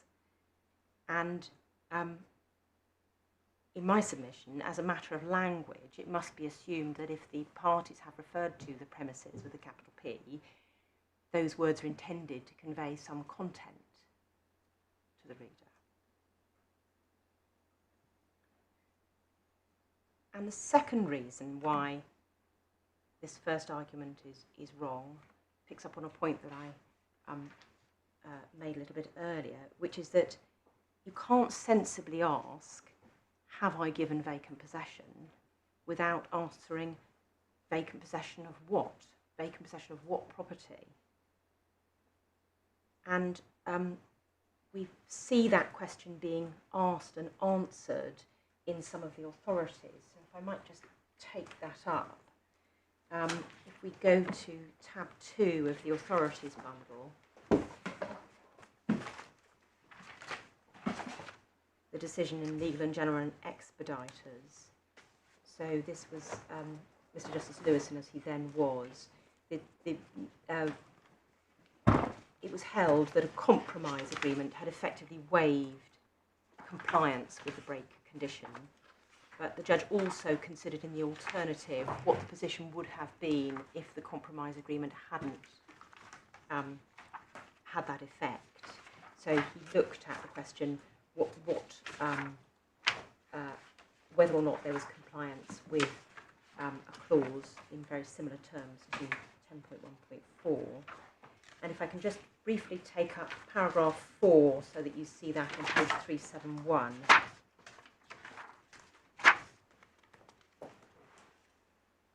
Just noting paragraph 3 sets out the break clause, and it's 6.10.1.2. On the expiry of the notice, the tenant delivers up to the landlord the whole of the premises with vacant possession. And then in paragraph 4, Mr. Justice Lewison notes that although the word premises is spelt with a capital P, it's not defined by the lease, which consistently uses the defined term demised unit. But he says the words are to be interpreted in the same sense. And then going to paragraph 30, the court should have some sidelining against it on page 376. The scene is set in paragraph 30 by reference to the settled law that subsisting conditions attaching to the exercise of an option must be strictly complied with, and Lord Hoffman's well-known example of pink paper being required. And then over the page, at 31, the judge asks, the first question arising under this head is vacant possession of what? In this case, vacant possession of the premises. The premises will, in my view, exclude anything that is not demised. So then he deals with the fact that it will exclude a yard and it will exclude the grass verges. And then secondly, in my judgment, the premises will include anything which in law has become part of the premises by annexation. And he talks about tenants' fixtures, although the tenant retains a right to sever the fixture. Whether something is a fixture depends on the degree and purpose of annexation, in each case looked at objectively. If something has become part of the premises by annexation, then it's part of a thing of which vacant possession has to be given. Its presence does not amount to an impediment to vacant possession itself. And we see similar reasoning. I won't take the court to it unless you'd like me to, in the Riverside Park case, where again, following the expediter's case, the question is asked, vacant possession of what? So to answer the question, have I given vacant possession, you have to know of what property do I have to give vacant possession? And that involves an inquiry, as the expediter's case shows, into the question, for example, whether or not the relevant item is a fixture. But that is all on the premise, on the taking it, it is a fixture which is there. Yes. And you have to determine whether it's a fixture or not. It's not saying something which was a fixture but has been removed. No, because all of these cases, as Mr. Mayor said, we're dealing with a new point in this court. All of these cases are concerned with the converse of the position that we have. So, and your case is that you have to give vacant possession of something which is no longer a fixture but was once a fixture. Yes, because the definition of premises extends to the fixtures. Whenever affixed. Well, whether they're there or not. Yes. Yes.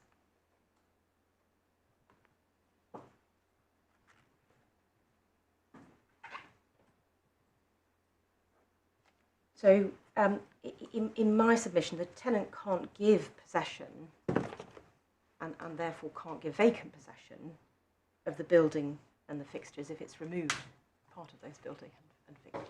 Some of those fixtures. That's the question. Yeah, it is indeed the question. I mean, sorry, just standing back for a moment. it is quite difficult to get one's head around the idea you can't give vacant possession because something isn't there. I mean, it might be a reason why this has never featured in previous cases, because it is quite difficult to see how you can, how it can be said that you're not giving vacant possession because something's missing. Can I suggest your lordship perhaps concentrates on the possession part rather than the vacant part? Now, those two concepts they are not entirely separable, so it's rather simplistic. But this case is not concerned with the question: were these premises sufficiently vacant? It's concerned with the question: what was delivered up?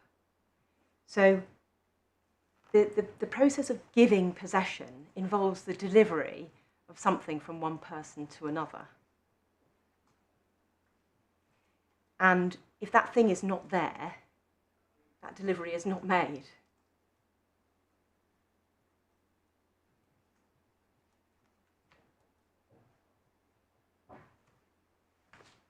Does that help at all, my lord?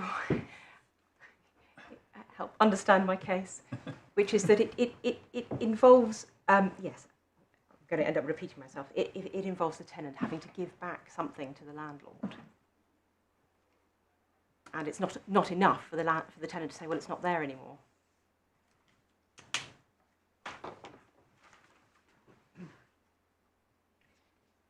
Turning then to Mr. Mayall's second strand of his argument, the always speaking proposition that here in clause 10.1.4, the premises as a defined term must mean whatever happens to be there from time to time. In my submission, the parties have chosen to use a defined term, and so unless there's anything in the context to show that it was not intended to have that meaning in clause 10.1.4, then essentially you're writing the defined term into the condition. To deal with the question, what does the premises mean in other parts of the lease? It is entirely possible that in a different context, the premises might not mean the same thing as it does in clause 10.1.4, because it is going to be contextual. And in fact, in the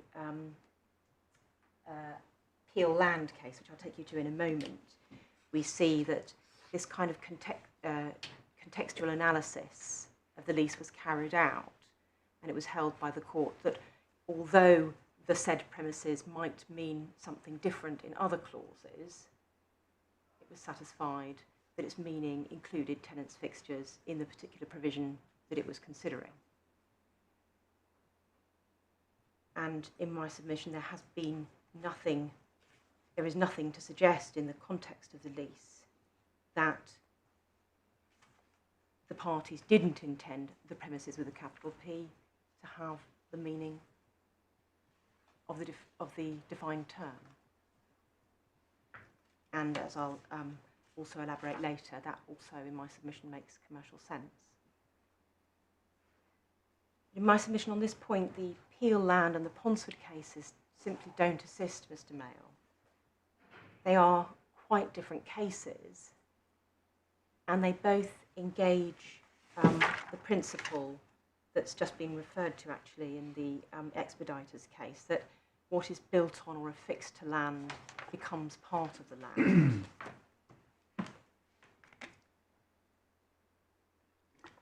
So the Ponsford case, you'll recall, it involved factory premises that burned down. When they were rebuilt, the tenant asked for some improvements and paid for those improvements itself. And the question was whether those improvements, because they'd been paid for by the tenant, were to be disregarded on a rent review. And the answer to that, the majority, was no. But if we have a look, Mr. Mayall did refer you to it, but if you wouldn't mind me taking you to it as well, have a look at the case. It's in tab 8.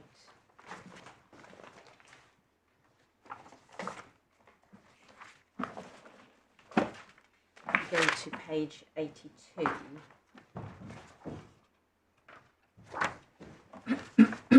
Passage which Mr. Mayle took you to, which starts at the bottom of page 82 and goes into over into page 83, makes quite clear that this principle is engaged because the premises would have included the improvements without express provision to that effect, but there was in fact express provision in clause 3 of the licence, which is set out just below letter B on page 83. Similarly, in the Peel Land case, which is at tab 7,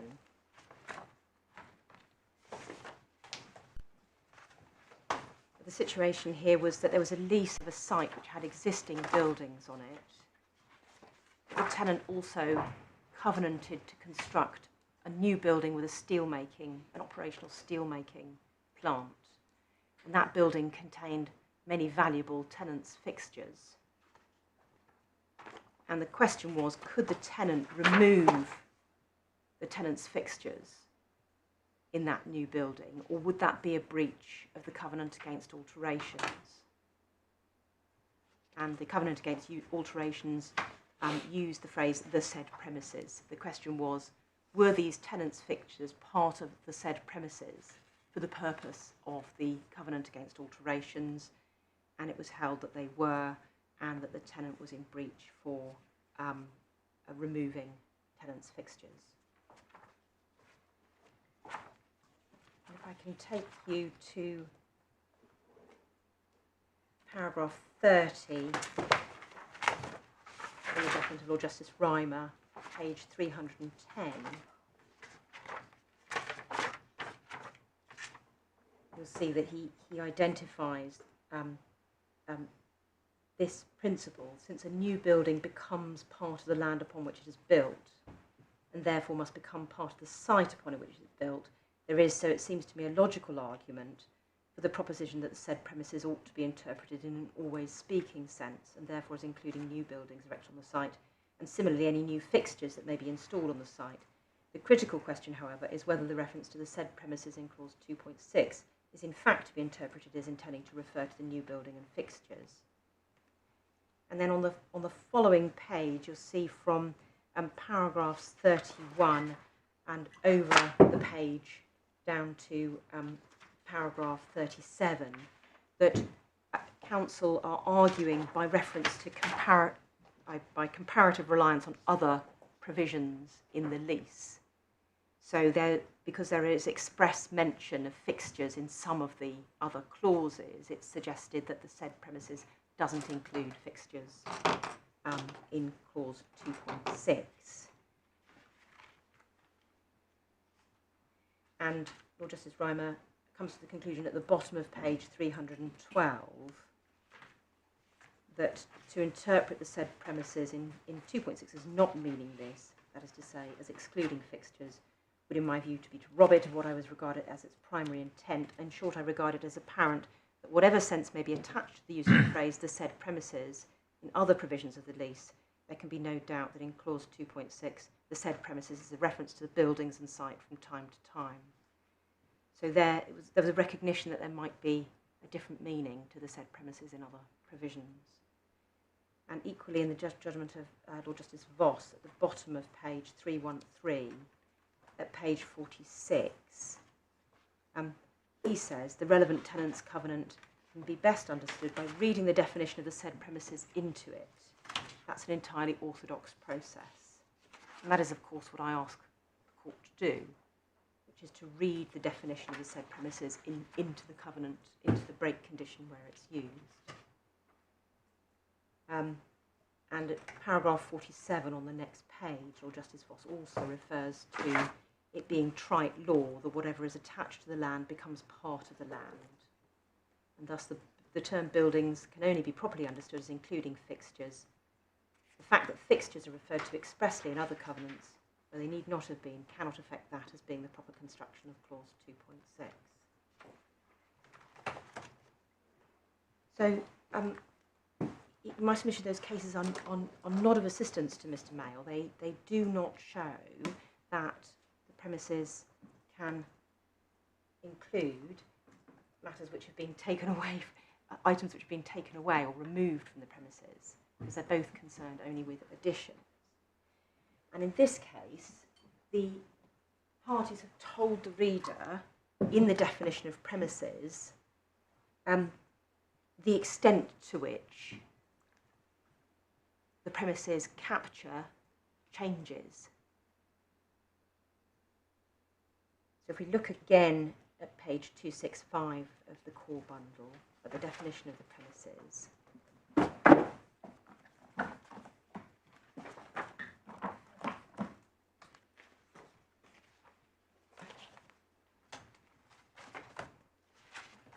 we can see that the definition of the premises includes all fixtures and fittings at the premises whenever fixed.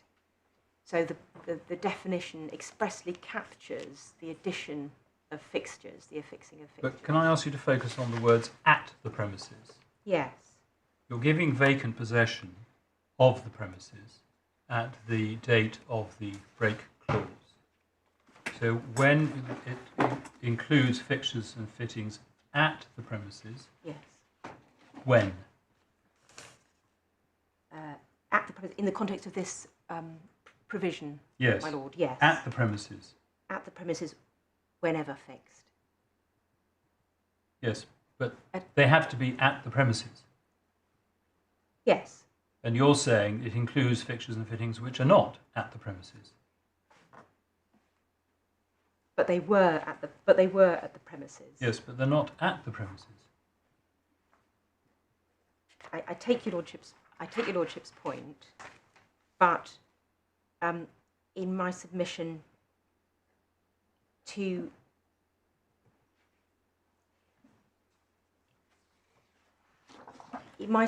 suggest that there are 2 points to make, I think, in response. First of all, it doesn't say that in relation to the original building. So it only relates to fixtures. I think fittings doesn't have a legal meaning. So insofar as there's a qualification by those words, it can only relate to the fixtures rather than to the original building. Sorry, the premises just means the property known as 1 Stirling Court, shown for the purpose of identification. That's just identifying the site. Yes, but there was, and it's obviously common ground, that there was a building on that site. Yes. At the date, which but formed part of that site. All the items in the list, what was it, 15 items, they are, as I understood the case, fixtures or fittings. No, So they're part of the property as well. Yes, so it hasn't been thought necessary to distinguish between those items which would be fixtures and those items which are parts of the property, because my argument extends to both, and Mr. Mayall's argument treats both in the same way. The list...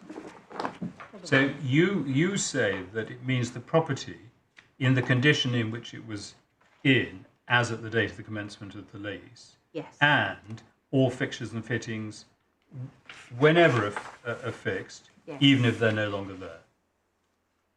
Yes, I do. Right.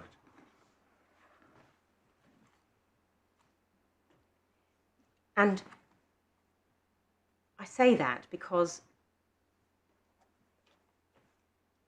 that is what in my submission, what is captured in the definition of the premises, but also because that is what is consistent with commercial good sense. And it makes no commercial sense that the landlord should say to the tenant, you have the right to break the lease on condition that you give me something back. But you have absolute control over what you choose to give me back. So that's a point perhaps I'll develop a little bit later. But in my submission, giving the phrase the premises the meaning it's given by the defined term. Just before you leave the language, Yeah. you don't actually construe it literally, do you? I'm so sorry, my lord. You don't actually take that wording as the be-all and end-all, because you say, no, well, if alterations have been made without consent, then it isn't the premises as they originally were, and it doesn't matter whether the fixtures and fittings were fixed or not.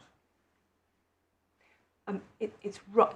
You're right, my lord, that I have to recognise that there are circumstances in which something might have been changed or removed that the landlord can't use against the tenant. And how do you accommodate that within your literal approach to the word premises? I don't think it is, well, it is a question of reading the lease as a whole, so it's not a literal approach to the premises. Well, I follow where you're going, but 10.1.4 says you have to give vacant possession of the premises. Yes. You say, in effect, well, that means you have to give the premises. Yes. And you say, well, the parties have defined the premises, look at the definition on page 265. That's it. We looked to see what the parties said the premises were. And they didn't say anything about excluding agreed alterations. No, but if the position was that the items which had been removed because the landlord had required them to be removed,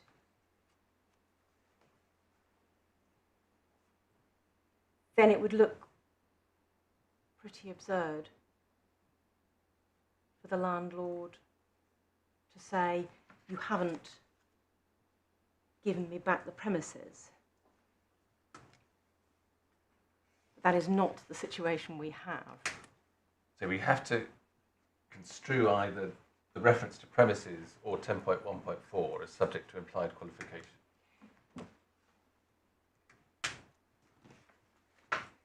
My lord, yes, but the starting position is that what is required to be given back is the premises.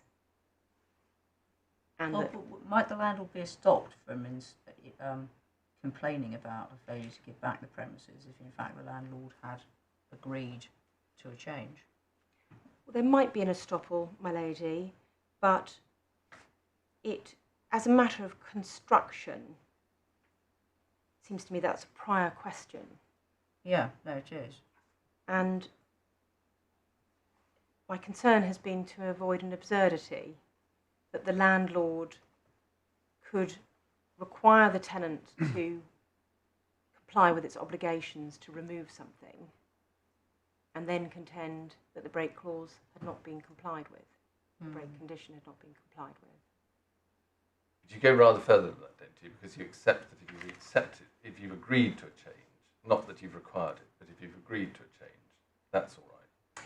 If you've agreed to a change in the lease, so if you've agreed to an alteration.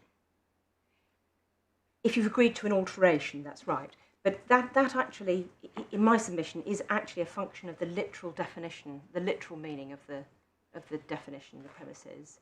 Because if I have altered the building, then that is captured by all additions and improvements made to the premises. And if I've added a fixture to the building... What if you haven't added anything, you just changed it? If you've replaced it, do you mean? Well, potentially. I mean, you might do all sorts of things by way of alteration, and which might or might not be thought to be an addition or improvement. Well, part of the complexity we get to in relation to improvements is that has a particular meaning in landlord and tenant law, which essentially requires improvements to be looked at from the perspective of the tenant. So yes, almost so any if change... If the tenant wants to change it, he must think it's an improvement. Yes, it's very, very difficult to Okay. actually find something that's a change that doesn't fall within that.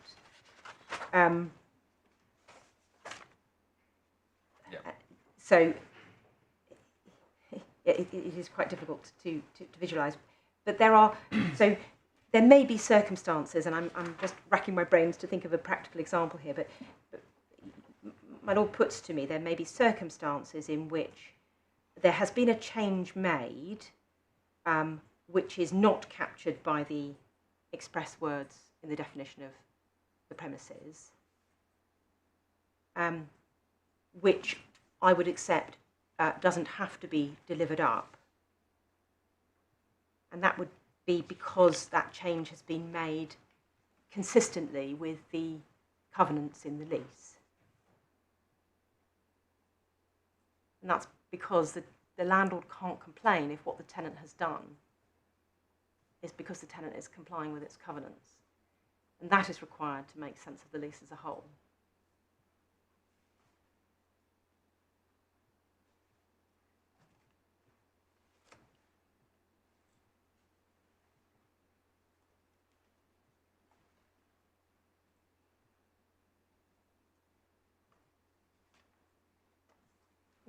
Turning just briefly to another point about language, Mr. Mayle contrasted the language of the yield up provision, and in fact the court has asked me about the difference in language between 3.20 and 10.1.4, and I think my Lord Justice Newey observed that there are perhaps two differences between clause 3.20.1 and 10.1.4.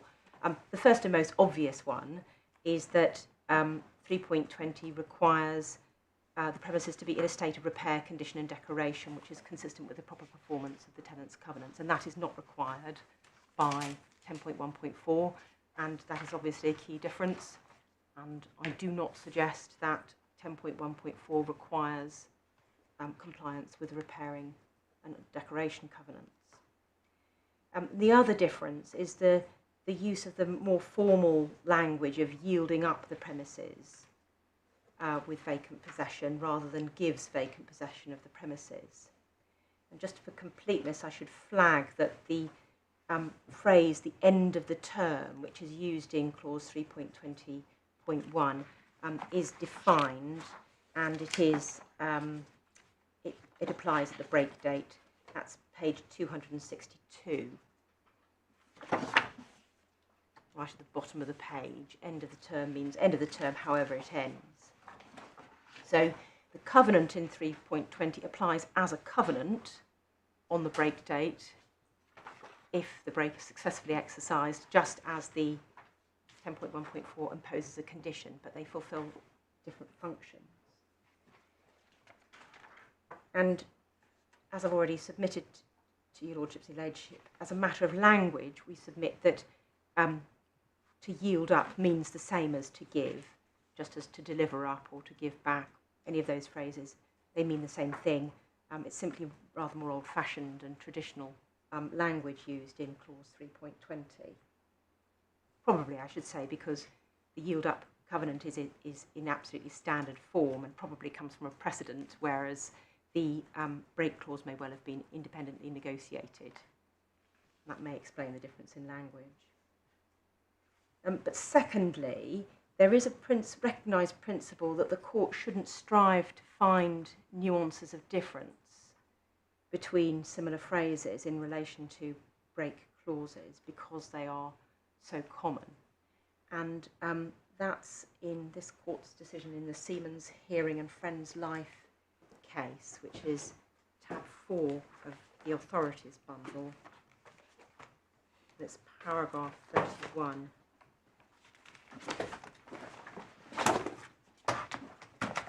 Which is at the bottom of page 412.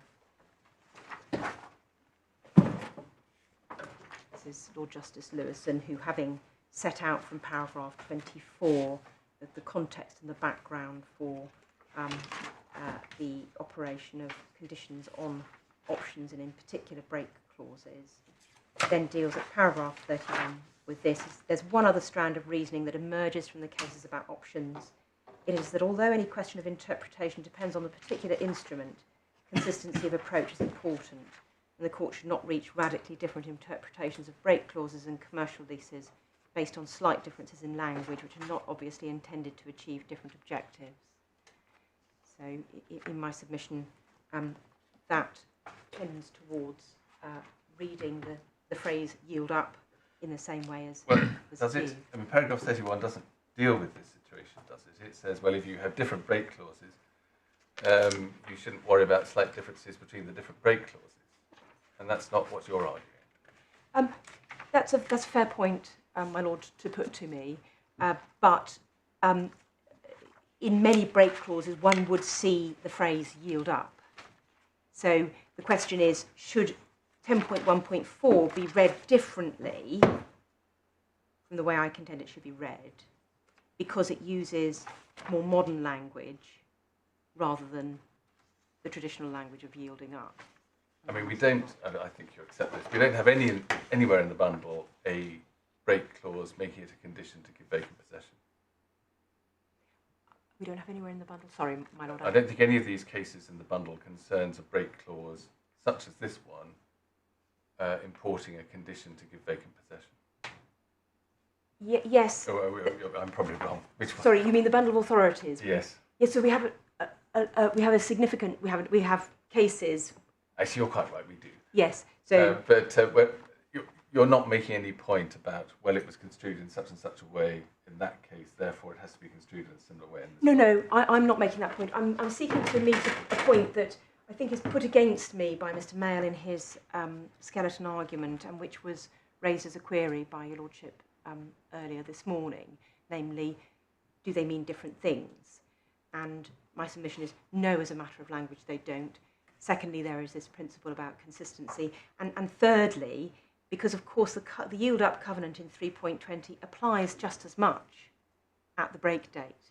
And so putting aside the question of repair, insofar as there's an overlap about the requirement to yield up the premises with vacant possession, they must mean the same, because otherwise the tenant would be faced with two conflicting requirements, one imposed by way of condition and one imposed by way of covenant.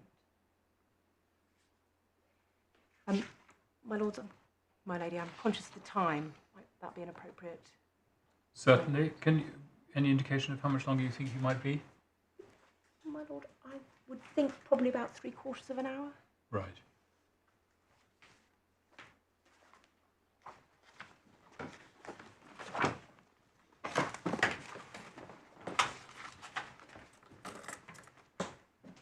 Well, we'll start again at 2 o'clock.